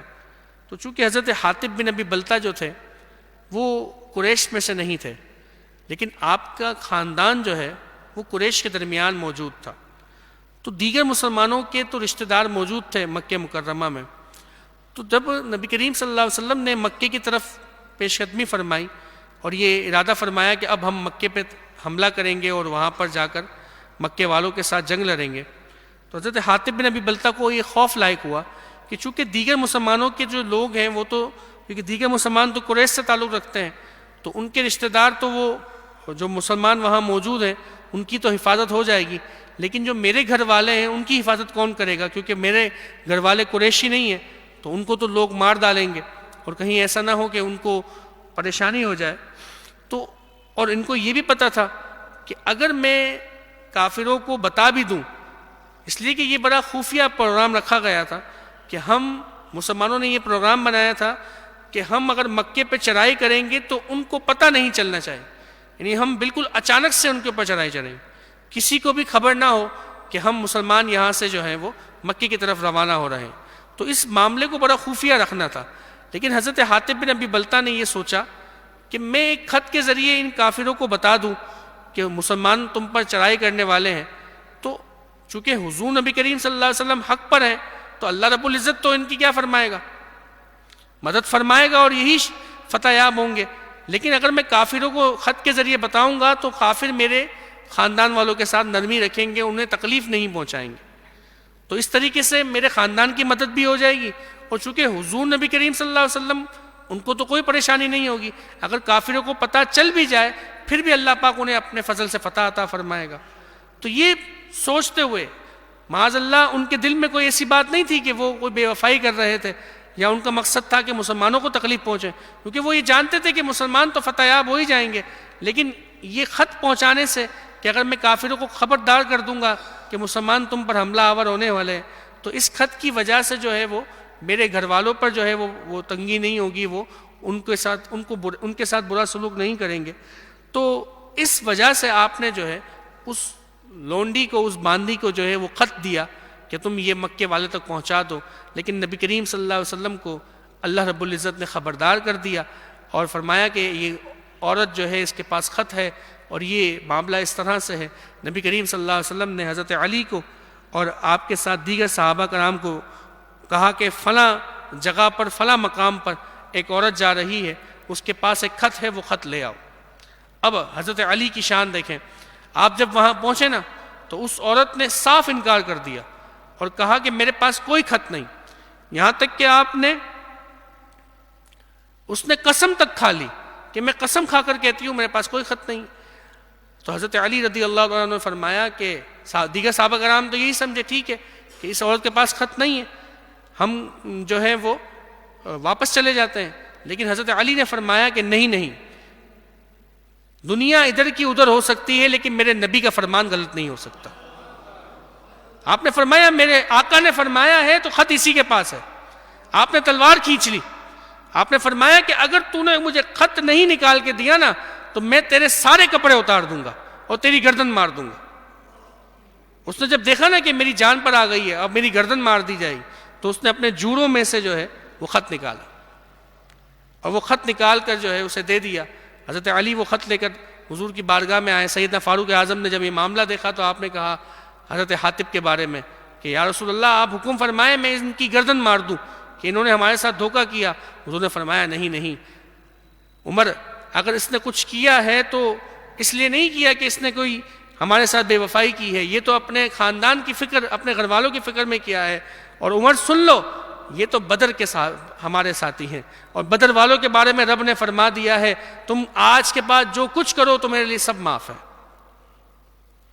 تو حضور رب نے فرما دیا بدر والوں کے لیے کہ تم جو کچھ کرو تمہارے لیے معافی ہے، تو پھر ہم اسے سزا نہیں دے سکتے۔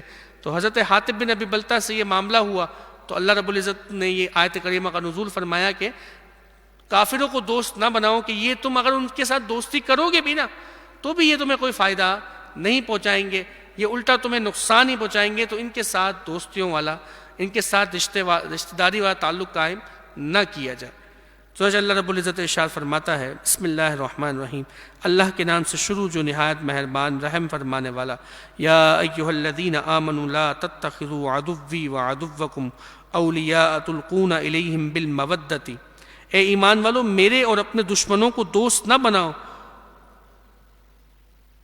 میرے اور اپنے دشمنوں کو دوست نہ بناؤ، اولیاء تلقون الیہم بالمودۃ، تم انہیں خبر پہنچاتے ہو دوستی سے، وقد کفروا بما جاءکم من الحق، حالانکہ وہ منکر ہیں اس حق کے کہ جو تمہارے پاس آیا،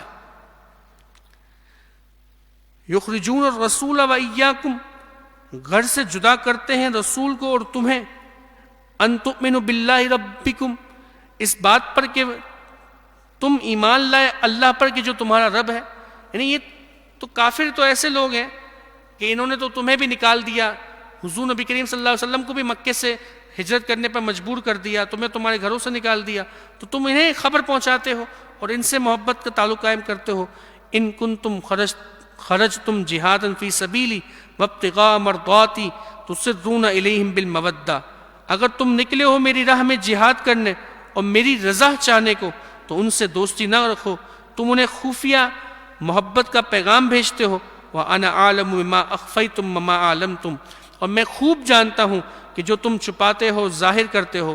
وَمَن يَفْعَلْهُ مِنكُمْ، اور جو تم میں ایسا کرے فَقَدْ ضَلَّ سَوَاءَ السَّبِيلِ، تو بے شک وہ سیدھی راہ سے بہک گیا۔ یعنی کہ جو اس طرح کا معاملہ کرے کہ خفیہ پیغام ان تک پہنچائے اور اس پر مصر رہے اور کافروں کے ساتھ دوستی رکھے، تو جو کافروں سے دوستی رکھتا ہے تو پھر تو وہ گمراہ ہو جاتا ہے، راہ سے بہک جاتا ہے۔ إِن يَثْقَفُوكُمْ يَكُونُوا لَكُمْ أَعْدَاءً وَيَبْسُطُوا إِلَيْكُمْ أَيْدِيَهُمْ وَأَلْسِنَتَهُمْ بِالسُّوءِ، اگر تمہیں پائیں تو تمہارے دشمن ہوں گے، یعنی کہ تم ان سے دوستی کا ہاتھ بڑھا رہے ہو، اگر انہیں موقع ملے تم پر تو تم سے کیا کریں گے؟ تمہارے دشمنی، تم سے دشمنی اختیار کریں گے اور تمہاری طرف اپنی ہاتھ اور اپنی زبانیں برائی کے ساتھ آگے بڑھائیں گے۔ یعنی ایسا نہیں کہ تم اگر ان کے ساتھ اچھا سلوک کرو گے تو تم سے اچھا سلوک کریں گے، بلکہ یہ کافر ایسے ہیں کہ اگر تمہیں ان کو موقع مل گیا نا تم پر، تو وہ تمہارے ہاتھوں سے بھی تمہیں تکلیف پہنچائیں گے اور اپنی زبانوں سے بھی تمہیں تکلیف پہنچائیں گے۔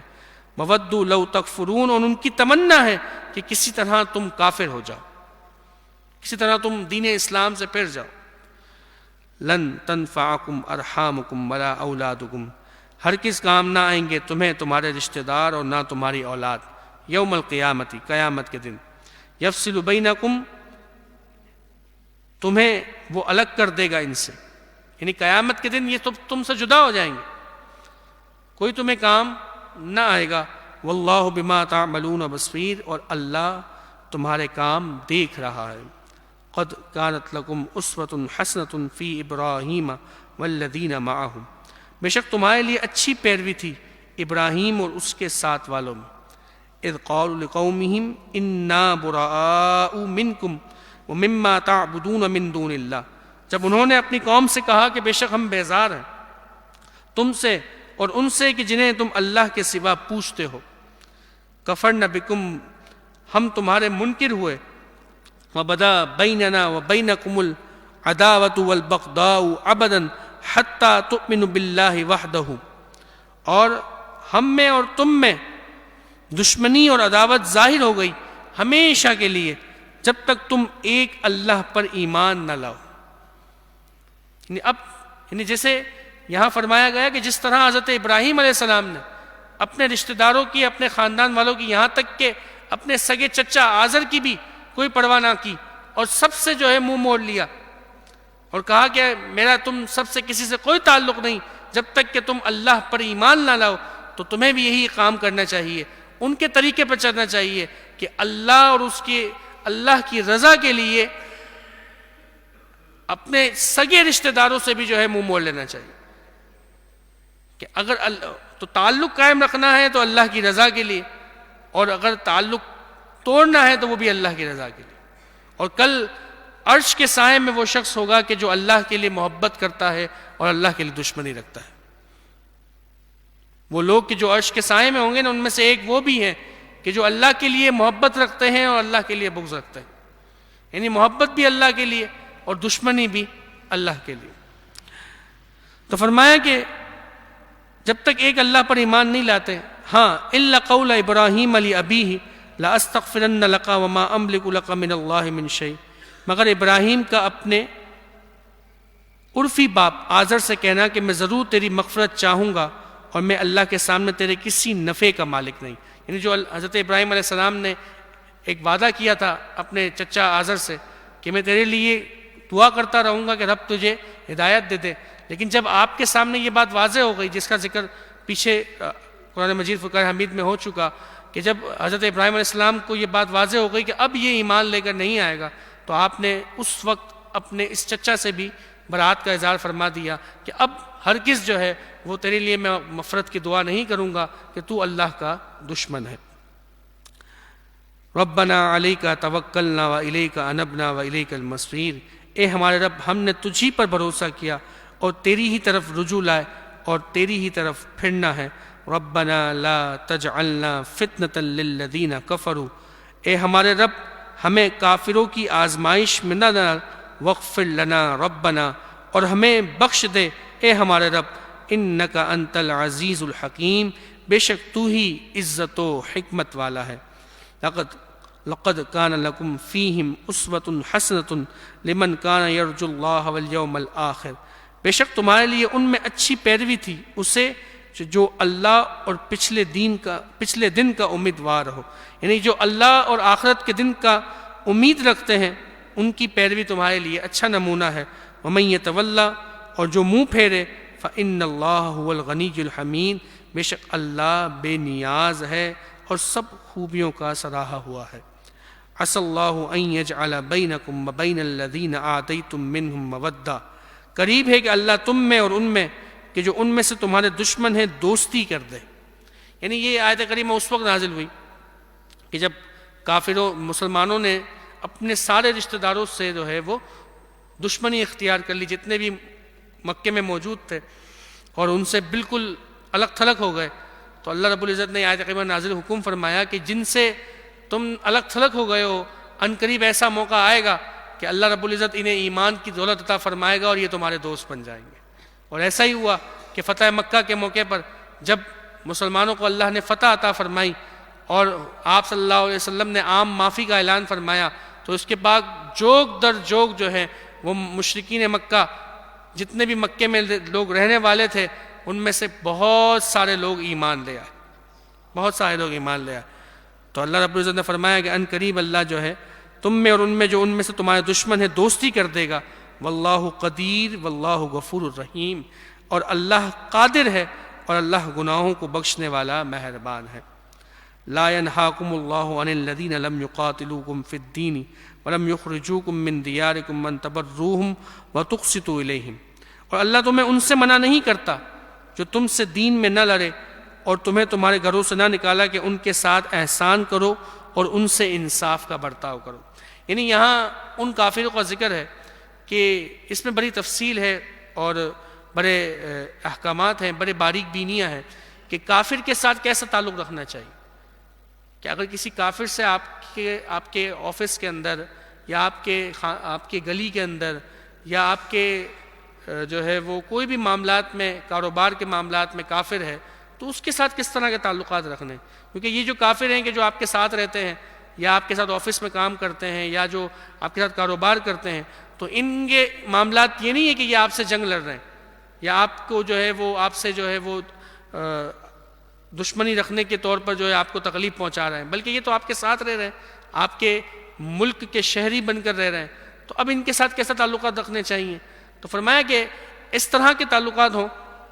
علماء فرماتے ہیں کہ موالات والے نہ ہوں کہ آپ ان کے تہواروں میں شریک ہونے لگ جائیں، ان کے تہواروں کی مبارکبادیں دیں، ان کی مٹھائیاں کھانا شروع کر دیں، ان کے ساتھ بڑے محبت والے کام کریں. نہیں، بلکہ اس طرح معاملہ کرنا ہے کہ ان کو دھوکہ نہ دیں کسی معاملے میں اور ان سے جھوٹ نہ بولیں اور اپنے اسلام کو بہتر سے بہتر ان کے سامنے پیش کریں، تاکہ جتنا اچھے طریقے سے آپ ان کے سامنے اسلام کو پیش کریں گے اور جہاں ان کو کہیں ضرورت پڑ جائے تو ان کی مدد کر جائے، کہ ہو سکتا ہے کہ آپ کی مدد کرنے سے اس کے دل میں اسلام کی محبت آ جائے، وہ اسلام لے آئے.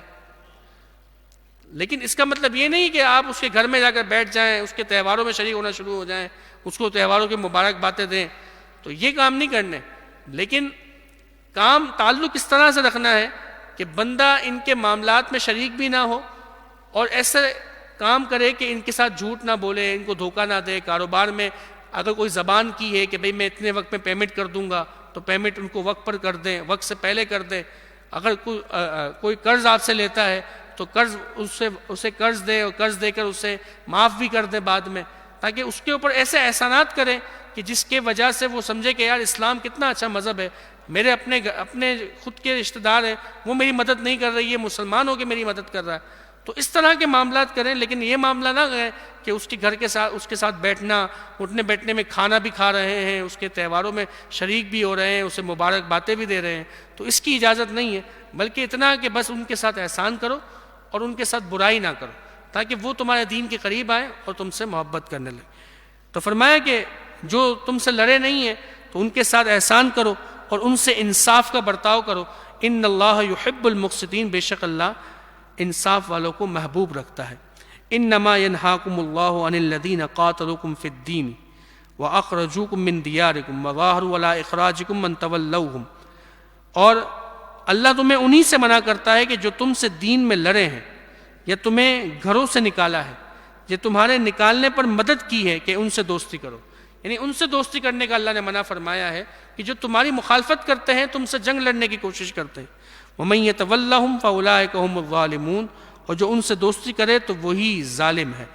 یا ایھا الذین آمنوا اذا جاءکم المؤمنات مہاجرات فامتحنوہن. اے ایمان والو، جب تمہارے پاس مسلمان عورتیں کفرستان سے، یعنی کفر اہل دارالحرب سے تمہارے پاس آئیں، اپنے گھر کو چھوڑ کر آئیں، تو ان کا امتحان لے لو.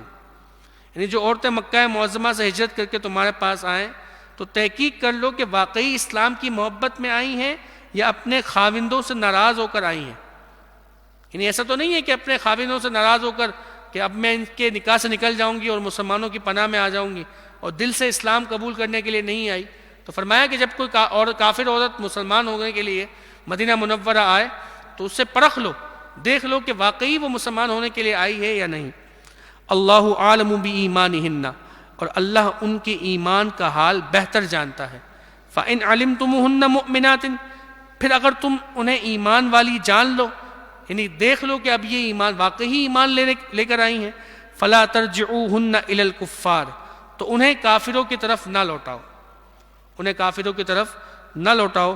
لَا هُنَّ حِلٌّ لَهُمْ وَلَا هُمْ يَحِلُّونَ لَهُنَّ، نہ یہ انہیں حلال نہ وہ انہیں حلال، نہ یہ انہیں حلال نہ وہ انہیں حلال. یعنی کہ یہ عورتیں ان کافروں کے لیے حلال نہیں ہیں اور نہ وہ کافر جو ہیں ان عورتوں کے لیے حلال ہیں. یعنی اب وہ عورتیں جو ہیں ان کافروں کے نکاح سے نکل گئی. اب جب اسلام لے آئی ہیں اور اسلام واقعی دل سے اسلام لائی ہیں تو اب وہ ان کے نکاح سے نکل چکی ہیں، اب یہ ان کے لیے حلال نہیں ہے. وَآتُوهُمْ مَا أَنفَقُوا، اور شوہروں کو دے دو جو ان کا خرچ ہوا. یعنی کہ اب اگر تم ان عورتوں سے نکاح کرو گے نا تو ان کے جو کافر مرد ہیں اگر وہ تم سے مطالبہ کریں کہ بھئی یہ میری عورت تھی، اس کا مہر تو مجھے ادا کرو، تو اگر وہ کافر تم سے مطالبہ کریں تو ان کے شوہروں نے جو ان پر مہر خرچ کیا ہے وہ مہر کی رقم ان شوہروں کو دے دو. اور جب تم انہیں نکاح میں لے کر آؤ تو پھر ان کے شوہر اگر تم سے مطالبہ کریں تو اس مہر کی ادائیگی کر دو. وَلَا جُنَاحَ عَلَيْكُمْ أَن تَنكِحُوهُنَّ إِذَا آتَيْتُمُوهُنَّ أُجُورَهُنَّ، اور ان سے نکاح کر لو کہ جب، اور تم پر کوئی حرج نہیں اس سے کہ تم ان سے نکاح کر لو جب ان کے مہر انہیں ادا کر دو. وَلَا تُمْسِكُوا بِعِصَمِ الْكَوَافِرِ، اور کافروں کے نکاح پر جمع نہ رہو، اور کافروں کے نکاح پر جمع نہ رہو. اس کا کیا مطلب ہے کہ کافروں کے نکاح جمع نہ رہو؟ یعنی اگر کوئی عورت یعنی جو تمہاری نکاح میں ہے وہ مرتد ہو کے چلی جائے مکے، تو پھر اب اس کے نکاح پر جمع نہ رہو کہ یہ تو میری بیوی ہے اور میں اس کے ساتھ موجود ہوں، یہ میں اس کے ساتھ رہوں گا. تو اگر وہ مرتد ہو کر چلی گئی ہے تو فرمایا کہ تو پھر ان کے نکاح پر جمع نہ رہو. وَاسْأَلُوا مَا أَنفَقْتُمْ، اور مانگ لو جو تمہارا خرچ ہوا. یعنی کہ اگر وہ جا کر کسی کافر سے نکاح کر لیتی ہے تو پھر اس کافر سے تم اپنا جو تم نے اس پر خرچ کیا ہے اس سے وہ مانگ سکتے ہو. وَلْيَسْأَلُوا مَا أَنفَقُوا، اور کافر مانگ لیں کہ جو انہوں نے خرچ کیا ہے۔ ذالکم حکم اللہ، یہ اللہ کا حکم ہے، یحکم بینکم، وہ تمہارے درمیان فیصلہ فرماتا ہے، واللہ علیم الحکیم، اور اللہ علم و حکمت والا ہے۔ وَإِن فَاتَكُمْ شَيْءٌ مِّنْ أَزْوَاجِكُمْ إِلَى الْكُفَّارِ، اور اگر مسلمانوں کے ہاتھ سے کچھ عورتیں کافروں کی طرف نکل جائیں، فَعَاقَبْتُمْ، پھر تم کافروں کو سزا دو، فَآتُوا الَّذِينَ ذَهَبَتْ أَزْوَاجُهُمْ مِثْلَ مَا أَنفَقُوا، تو جن کی عورتیں جاتی رہی تھی غنیمت سے میں سے انہیں اتنا دو جو ان کا خرچ ہوا تھا۔ یعنی کہ تمہاری عورت اگر کافر کے پاس چلی جائے، پھر تم ان کافروں سے جنگ لڑو۔ اب جنگ لڑنے میں وہی عورتیں کہ جو مرتد ہو کر کافروں کے پاس چلی گئی تھیں، اب وہ تمہارے پاس مال غنیمت میں آ رہی ہیں، تو جن مسلمان کی یہ بیویاں تھیں، ان مسلمانوں کو مال غنیمت سے ان عورتوں کا مہر ادا کیا جائے، تاکہ جو ان کا خرچ ہوا تھا اس عورت پر وہ ان کا خرچ ادا ہو جائے۔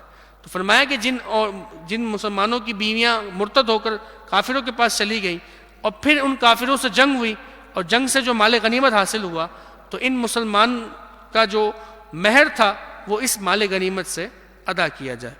تو فرمایا کہ انہیں اتنا دو جو ان کا خرچ ہوا۔ واتقوا اللہ الذی انتم بہ مؤمنون، اور اللہ سے ڈرو جس پر تمہیں ایمان ہے۔ یا ایھا النبی اذا جاءک المؤمنات یبایعنک علی الا یشرکن باللہ شیئا ولا یسرقن ولا یزنین ولا یقتلن اولادہن ولا یأتین ببہتان یفترینہ بین ایدیہن وارجلہن ولا یعصینک فی معروف فبایعہن واستغفر لہن اللہ ان اللہ غفور الرحیم۔ جب فتح مکہ کا ہو گیا، یعنی مکہ جب فتح ہو گیا، اور اس سے پہلے بھی تو بالخصوص فتح مکہ کے موقع پر چونکہ لوگ جوگ در جوگ جو ہے وہ اسلام لا رہے تھے، تو عورتیں بھی حضور کی بارگاہ میں حاضر ہوئیں اسلام لانے کے لیے۔ تو آپ صلی اللہ علیہ وسلم نے عورتوں سے بھی بیعت لی، اور بیعت لینے کا طریقہ یہ تھا کہ آپ صلی اللہ علیہ وسلم جو ہے وہ پہاڑی پر تشریف فرما تھے، سیدنا فاروق اعظم نیچے موجود تھے، حضور جو الفاظ دہراتے سیدنا فاروق اعظم آپ بلند آواز سے فرماتے، اور پھر ساری عورتیں اس سے دہراتی تھیں۔ اس طرح بیعت لی گئی۔ حضور نبی کریم صلی اللہ علیہ وسلم نے کسی عورت کا ہاتھ اپنے ہاتھ میں نہیں لیا، کسی عورت کا ہاتھ اپنے ہاتھ میں نہیں لیا، بلکہ روایت میں یہ آتا ہے کہ ایک پانی کے برتن میں جو ہے بڑا برتن تھا، جس میں جو ہے عورتیں اپنا ہاتھ ڈالتی ایک طرف سے، اور دوسری طرف سے حضور نبی کریم صلی اللہ علیہ وسلم اپنا ہاتھ ڈالتے، اور اس طرح بیعت لی جاتی۔ اور بعض میں یہ بھی لکھا گیا کہ کپڑا بچھایا جاتا، اور کپڑے کے اندر ایسا ہوتا کہ ایک کپڑے کے ایک طرف سے عورتیں پکڑتی اور دوسرے طرف سے جو ہے نبی کریم صلی اللہ علیہ وسلم اس کپڑے کو پکڑتے، اور اس طرح سے جو ہے عورتوں سے بیعت لی گئی۔ آپ صلی اللہ علیہ وسلم نے کسی بھی عورت سے ہاتھ میں ہاتھ لے کر بیعت نہیں لی، حالانکہ آپ تو اللہ کے نبی ہیں، اللہ کے رسول ہیں، پیغمبر ہیں، لیکن اس کے باوجود آپ نے کبھی جو ہے اس طرح سے بیعت نہیں فرمائی۔ تو پتہ چلا کہ حق پر جو شخص ہوگا، واقعی سچا پیر ہوگا، تو وہ ایسا پیر جو ہے وہ کبھی عورت سے ہاتھ نہیں ملائے گا، ہاتھ میں ہاتھ لے کر بیعت نہیں ہوتی۔ یہ جو ہوتے ہیں نا 2 نمبر پیر، یہ ایسی حرکتیں کرتے ہیں کہ عورتوں کو جو ہے وہ ہاتھ لگا رہے ہیں، ان سے ہاتھ میں ہاتھ ملا رہے ہیں، اور معاذ اللہ جو ہے پتہ نہیں کیسے کیسے عجیب و غریب لوگ حرکتیں کرتے ہیں۔ تو یہ ان کا تعلق دین سے نہیں ہوتا، دین اسلام اس چیز کی تربیت نہیں دیتا۔ نبی کریم صلی اللہ علیہ وسلم آپ اللہ کے پیغمبر ہیں اور ہماری جانوں کے زیادہ حقدار ہیں، اس کے باوجود آپ نے کسی عورت سے اپنے ہاتھ کو ہاتھ نہیں ملایا، اپنا ہاتھ کسی عورت کے ہاتھ میں نہیں دیا۔ تو جب یہ عورتیں بیعت کے لیے آئیں تو اس آیت کریمہ کا نزول ہوا، اور اللہ رب العزت نے ارشاد فرمایا کہ اے غیب بتانے والے نبی، جب تمہارے حضور مسلمان عورتیں حاضر ہوں تو اس پر بیعت کرنے کے لیے حاضر ہوں، تو آپ بیعت لیں اس بات پر کہ وہ اللہ کے ساتھ کسی کو شریک نہیں ٹھہرائیں گی، چوری نہیں کریں گی، بدکاری نہیں کریں گی، اپنی اولاد کو قتل نہیں کریں گی، اور نہ ہی وہ بہتان لائیں گی کہ جسے اپنے ہاتھوں اور پاؤں کے درمیان چھپائیں گی۔ یعنی کہ کسی اور کا بچہ جو ہے اپنے شوہر کی طرف منسوب کرنا، کہ کسی اور کے ساتھ معاذ اللہ منہ کالا کر کے آئی اور عورت کے شوہر کے ذمے چھپا دیا کہ یہ تو شوہر کا بچہ ہے، تو کہا ایسا نہیں کریں گی، اور کسی نیک بات میں تمہاری نافرمانی نہیں کریں گی۔ تو ان سے بیعت لو اور اللہ سے ان کی مغفرت چاہو، ان اللہ غفور الرحیم، بے شک اللہ بخشنے والا مہربان ہے۔ یا ایھا الذین آمنوا، اے ایمان والو، لا تتولوا قوما غضب اللہ علیہم قد یئسوا من الآخرۃ کما یئس الکفار من اصحاب القبور۔ اے ایمان والو، ان لوگوں سے دوستی نہ کرو کہ جن پر اللہ کا غضب ہے اور وہ آخرت سے ایسے منہ موڑ بیٹھے ہیں، یعنی وہ آخرت سے ایسے مایوس ہیں جیسے کافر جو ہے وہ قبر والوں سے مایوس ہے۔ یعنی جیسے کافر سمجھتے ہیں نا کہ یہ قبر والے اب نہیں اٹھیں گے، اور ان سے وہ کیسے مایوس ہو جائے۔ تو فرمایا کہ یہ جو اللہ پر ایمان نہیں رکھتے نا، تو یہ لوگ آخرت کو بھی اسی طرح مایوس ہو چکے ہیں، اور سب کچھ انہوں نے دنیا کو سمجھ لیا ہے، تو یہ آخرت کو کچھ نہیں سمجھتے، تو لہٰذا ان سے دوستی نہ رکھو۔ ان سے دوستی رکھو گے کہ تمہیں دنیا میں لگا دیں گے اور تمہاری آخرت بھی تم سے بھلوا دیں گے، تو ان سے دوستی نہ رکھو۔ اگر تم چاہتے ہو کہ تم کامیابی حاصل کرو اور جنت تمہارا مقدر ہو اور تمہیں آخرت یاد رہے، تو ایسے لوگوں سے دوستی نہ رکھو۔ اللہ رب العزت ہمیں بھی عمل کی توفیق عطا فرمائے۔ یہاں رکوع کا اختتام ہوا، محبت سے پاک پڑھیں اللہم سیدنا محمد علیہ وسلم السلام علیکم یا سیدی یا رسول اللہ۔ سورہ صف کی ابتدا ہے۔ سورہ صف یہ مدنی سورت ہے، اس میں 14 آیتیں ہیں اور 2 رکوع ہیں۔ اللہ رب العزت ارشاد فرماتا ہے بسم اللہ الرحمن الرحیم، اللہ کے نام سے شروع جو نہایت مہربان رحم فرمانے والا۔ سبح للہ ما فی السماوات وما فی الارض وہو العزیز الحکیم، اللہ کی تسبیح بیان کرتے ہیں جو کچھ آسمانوں زمین میں ہے، اور وہی عزت و حکمت والا ہے۔ یا ایھا الذین آمنوا لما تقولون ما لا تفعلون، اے ایمان والو کیوں کہتے ہو وہ بات جو کرتے نہیں، کیوں کہتے ہو وہ بات جو کرتے نہیں ہو۔ تو اس پر جو ہے یہ آیت کریمہ اس وقت نازل ہوئی کہ جب بعض صحابہ کرام جہاد کا حکم آنے سے پہلے یہ کہا کرتے تھے کہ ہم ان سے لڑتے کیوں نہیں ہیں کافروں سے، تو جب جہاد کا حکم آیا تو کچھ تھوڑے سے گھبرا گئے، تو اس پر یہ آیت کریمہ کا نزول ہوا کہ جب تم پہلے کہتے تھے کہ جہاد کا حکم آئے اور ہم ان کافروں سے لڑیں، اور اب جب جہاد کا حکم آ گیا تو تم گھبرا رہے ہو، تو فرمایا گیا کہ ایسا نہ کرو، یہ مومنوں کا طریقہ نہیں ہے کہ مومن وہ ہے کہ جو بات کرتا ہے پھر اسے کام کرتا بھی ہے۔ تو فرمایا لما تقولون ما لا تفعلون، جو کہتے ہو وہ جو نہیں کرتے۔ کبر مقتا عند اللہ ان تقولوا ما لا تفعلون، کیسی سخت ناپسندیدہ ہے اللہ کو وہ بات کہ جو کہو اور وہ نہ کرو۔ ایک مومن بندہ مومن وہ ہے کہ جو بات کرتا ہے وہ کام کرتا بھی ہے، ایسا نہیں ہے کہ خالی باتیں کرتا رہے، اگر بات کوئی کر دی تو اس کو مکمل بھی کرتا ہے۔ ان اللہ یحب الذین یقاتلون فی سبیلہ صفا کانہم بنیان مرصوص، بے شک اللہ دوست رکھتا ہے انہیں کہ جو اس کی راہ میں لڑتے ہیں۔ کس طرح؟ صفاً، صف در صف بنا کر، گویا کہ وہ سیسا پگھلائی ہوئی دیوار ہے۔ یعنی مسلمان جب لڑتے ہیں نا صفیں بنا کر، تو اللہ رب العزت انہیں کو بڑا محبوب ہے یہ عمل کہ اللہ رب العزت کی راہ میں جو ہے مسلمان جہاد کرے۔ وَإِذْ قَالَ مُوسَىٰ لِقَوْمِهِ يَا قَوْمِ لِمَا تُؤْذُونَنِي وَقَدْ تَعْلَمُونَ أَنِّي رَسُولُ اللَّهِ إِلَيْكُمْ، اور یاد کرو جب موسیٰ نے اپنی قوم سے کہا کہ اے میری قوم مجھے کیوں ستاتے ہو، یعنی جو تم مجھ پر جھوٹی تہمتیں کیوں لگاتے ہو اور میرے معجزات کا انکار کیوں کرتے ہو۔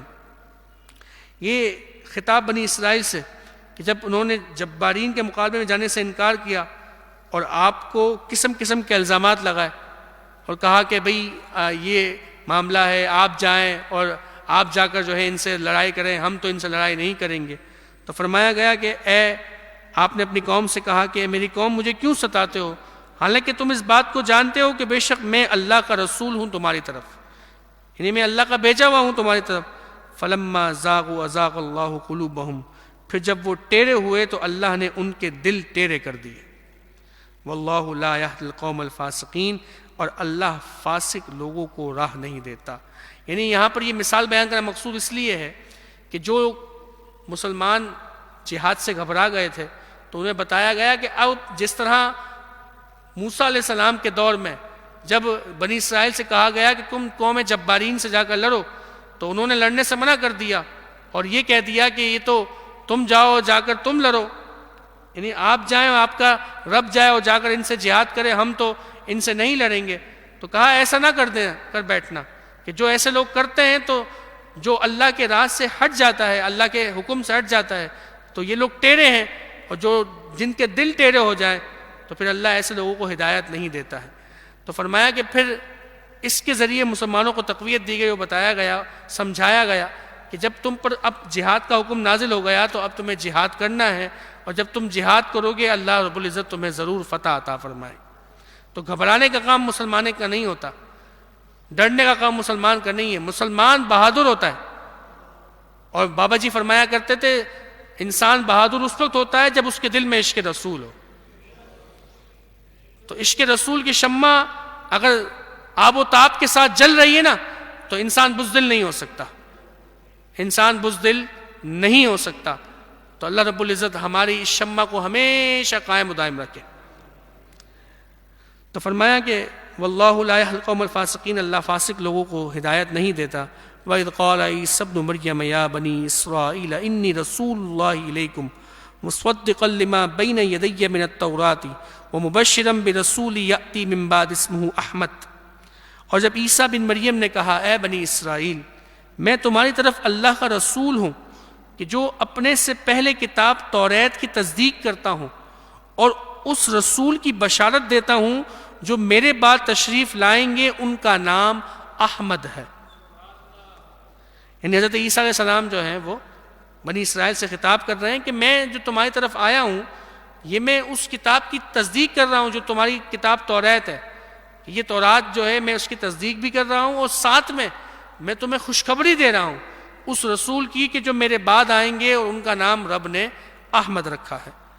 فلما جاءہم بالبینات، پھر جب احمد ان کے پاس روشن نشانیاں لے کر آئے، یعنی حضرت نبی کریم صلی اللہ علیہ وسلم جلوہ فروز ہوئے، قالوا ھذا سحر مبین، تو وہ بولے یہ تو کھلا جادو ہے۔ ومن اظلم ممن افترى علی اللہ الکذب وهو یدعی الی الاسلام، اور اس سے بڑھ کر ظالم کون ہوگا کہ جو اللہ پر جھوٹ باندھے حالانکہ اسے اسلام کی طرف بلایا جاتا ہے۔ یعنی کہ معجزات دکھا کر اسے جب اسلام کی طرف بلایا جا رہا ہے تو وہ تہمت باندھ رہا ہے اور کہہ رہا ہے یہ تو جادو ہے، اللہ کی طرف سے کوئی معجزہ نہیں دیا گیا آپ کو، یہ تو جادو دکھا رہے ہو۔ تو فرمایا اس سے بڑا ظالم کون ہوگا کہ جسے اسلام کی طرف بلایا جا رہا ہے اور وہ کہتا ہے کہ وہ اللہ پر جھوٹ باندھتا ہے۔ واللہ لا یہدی القوم الظالمین، اللہ ظالم لوگوں کو ہدایت نہیں دیتا۔ یریدون لیطفئوا نور اللہ بافواہہم، وہ چاہتے ہیں کہ اللہ کا نور اپنے منہوں سے بجھا دیں۔ واللہ متم نورہ، اللہ کو اپنا نور پورا کرنا ہے۔ ولو کرہ الکافرون، اگرچہ کافر برا مانے، اگرچہ کافروں کو یہ بات بری بھی لگے، اللہ اپنے نور کو پورا کرے گا۔ دین اسلام حق ہے اور یہی غالب رہے گا۔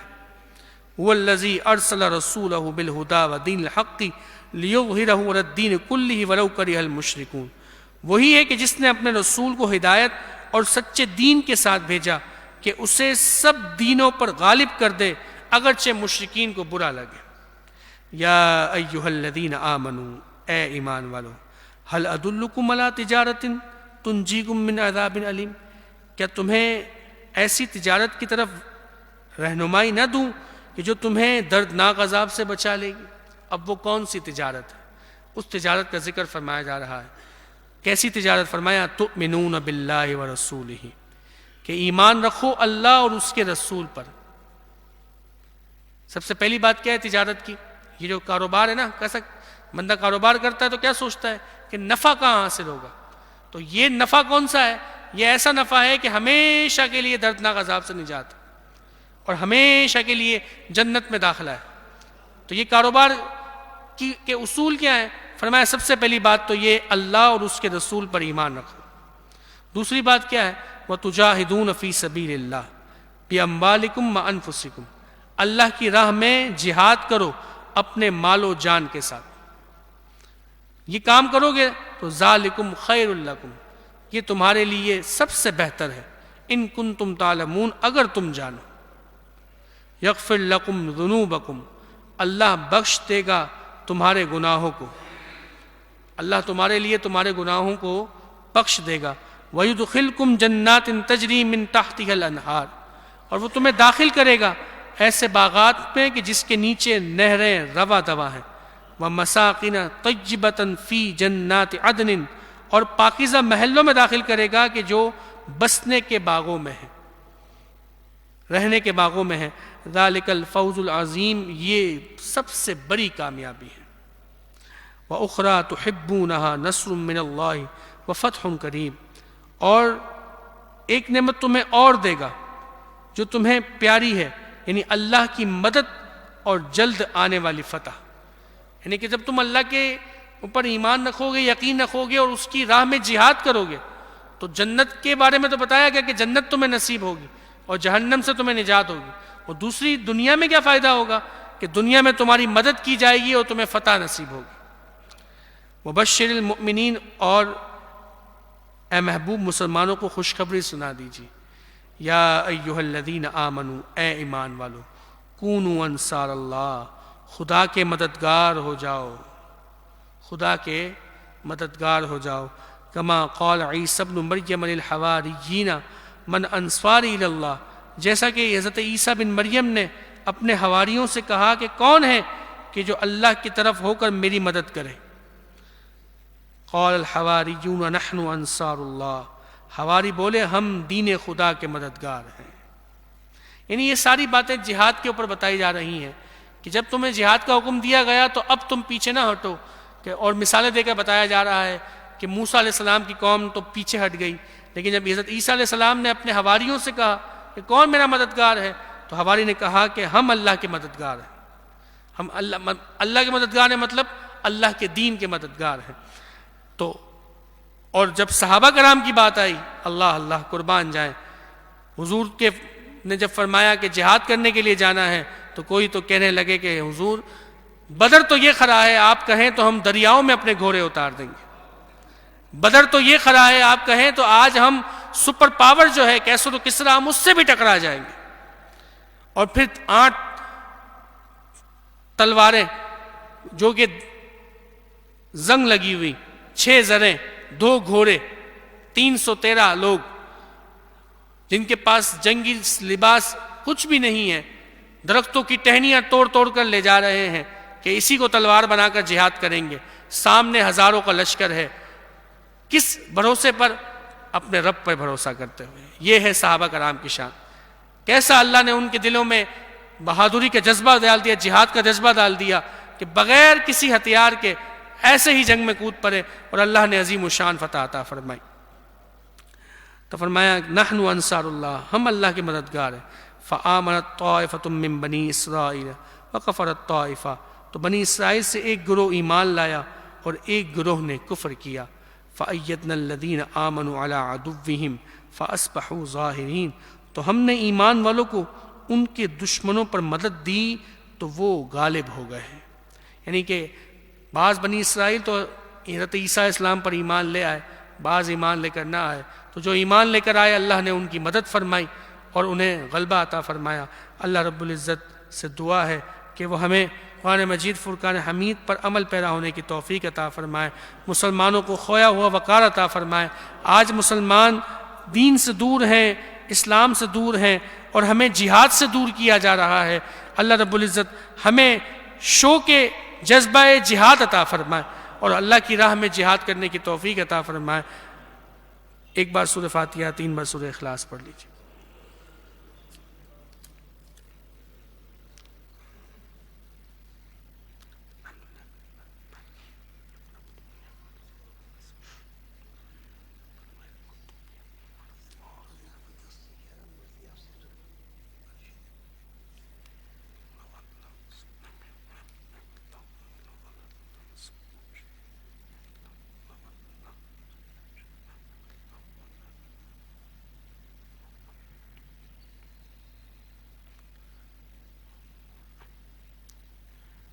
اعلان سماعت فرمائیں انشاءاللہ عز و جل آج رات، جمعے کا دن آج رات کو، اور ہفتہ وار نشست نور قرآن نشست جو ہے وہ بار شریعت مسجد میں رات 10 بجے استاد محترم مفتی محمد آصف عبداللہ قادری دامت برکاتہم العالیہ آپ درس قرآن فرمائیں گے، تو اس نور قرآن نشست کے اندر آپ تمام ضرور شرکت فرمائیں۔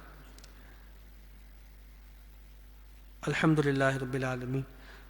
اللهم صل على سيدنا نبينا مولانا محمد معدن الجود والكرم وآله وصحبه وبارك وسلم صلاة وسلام عليك يا سيدي يا رسول الله.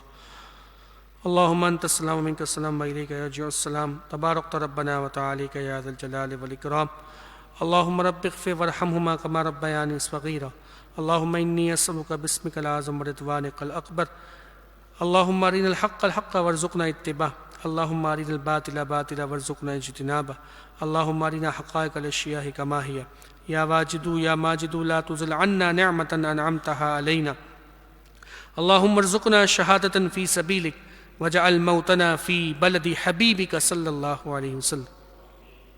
اللهم ربنا آتنا في الدنيا حسنة وفي الآخرة حسنة وقنا عذاب النار وقنا عذاب القبر وقنا عذاب الحشر وقنا حساب الميزان. یا رب بالمصطفى بلغ مقاصدنا واغفر لنا ما مضى يا واسع الكرم. اللهم ربنا لا تزغ قلوبنا بعد إذ هديتنا وهب لنا من لدنك رحمة إنك أنت الوهاب. یا رب مصطفیٰ ہم تمام کا یہاں جمع ہونا درس قرآن پاک سننا سنانا اپنی پاک بارگاہ میں قبول و منظور فرما. مولا اس میں جو کوئی غلطی کوتاہی ہوئی اپنے فضل و کرم سے معاف فرما. مولا اس کا ثواب اپنے شائن شان عطا فرما. اس کا ثواب آقا دو جہاں جناب محمد مصطفیٰ صلی اللہ علیہ وسلم کی بارگاہ میں ہدیتاً تحفتاً نذرانۃ پیش کرتے ہیں قبول و منظور فرما.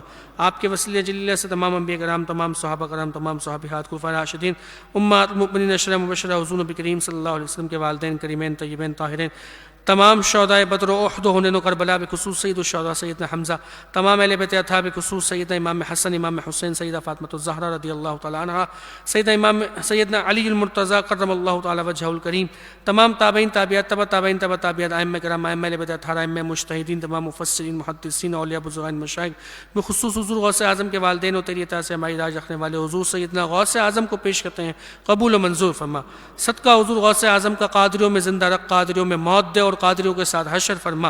حضور غوث اعظم کے صدقے سے اس کا ثواب تمام اولیاء کرام خواجہ خواجگان خواجہ غریب نواز عطا گنبش علی ہجویری بابا فرید گنج چکر عبداللہ شاہ غازی عبداللہ شاہ ثابت شاہ بابا خواجہ بابا قطب عالم شاہ بخاری اور جتنے بھی اولیاء کرام شرکن گربن شمال جنوب جہاں قائم فرمائے بخصوص آج ان کے آراز بنائے جانے حضرت نصر اللہ سعدی حضرت علامہ حسین حقانی نواز حضرت سعید اللہ جان تمام کو پیش کرتے ہیں قبول و منظور فرما. مولا ان کے فیوز و برکات سے ہمیں مستفیض فرما.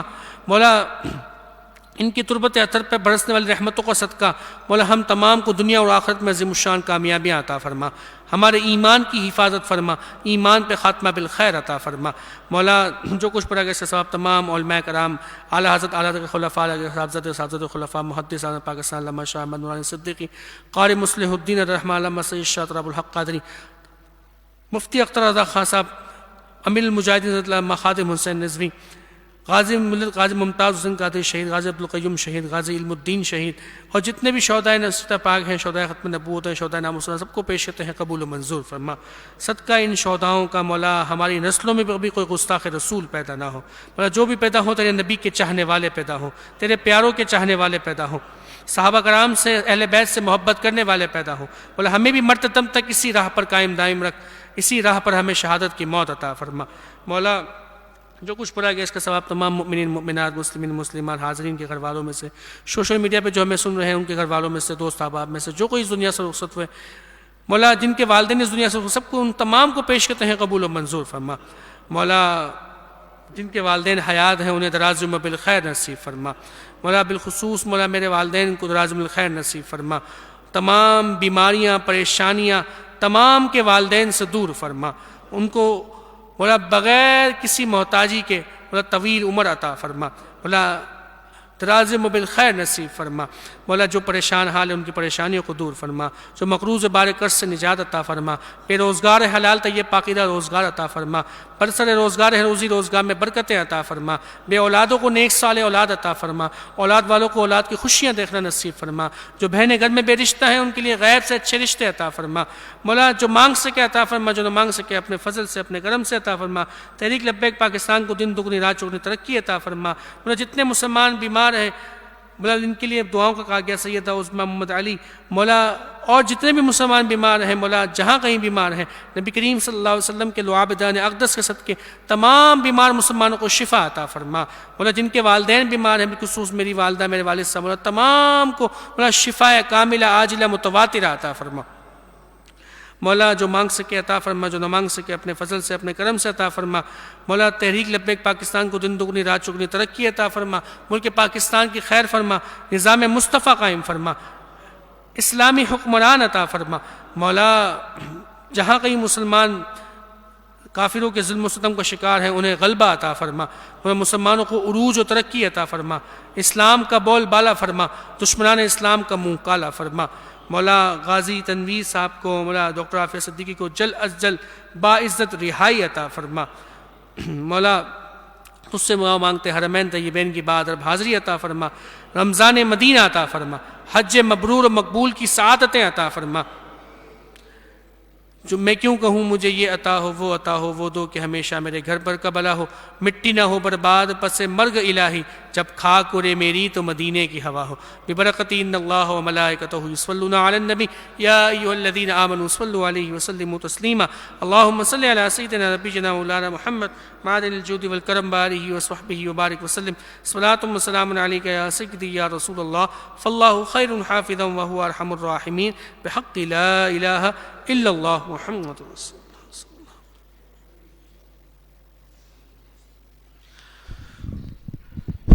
مصطفیٰ جان رحمت پہ لاکھوں سلام، شمع بز میں ہدایت پہ لاکھوں سلام، غوث اعظم امام تو کا ونوں کا جلوائے شان قدرت پہ لاکھوں سلام، کاش محشر میں جب ان کی آمد ہو اور بھیجے سب ان کی شوکت پہ لاکھوں سلام، تو مجھ سے خدمت کے قدسی کہے ہاں رضا، مجھ سے خدمت کے قدسی کہے ہاں رضا، مصطفیٰ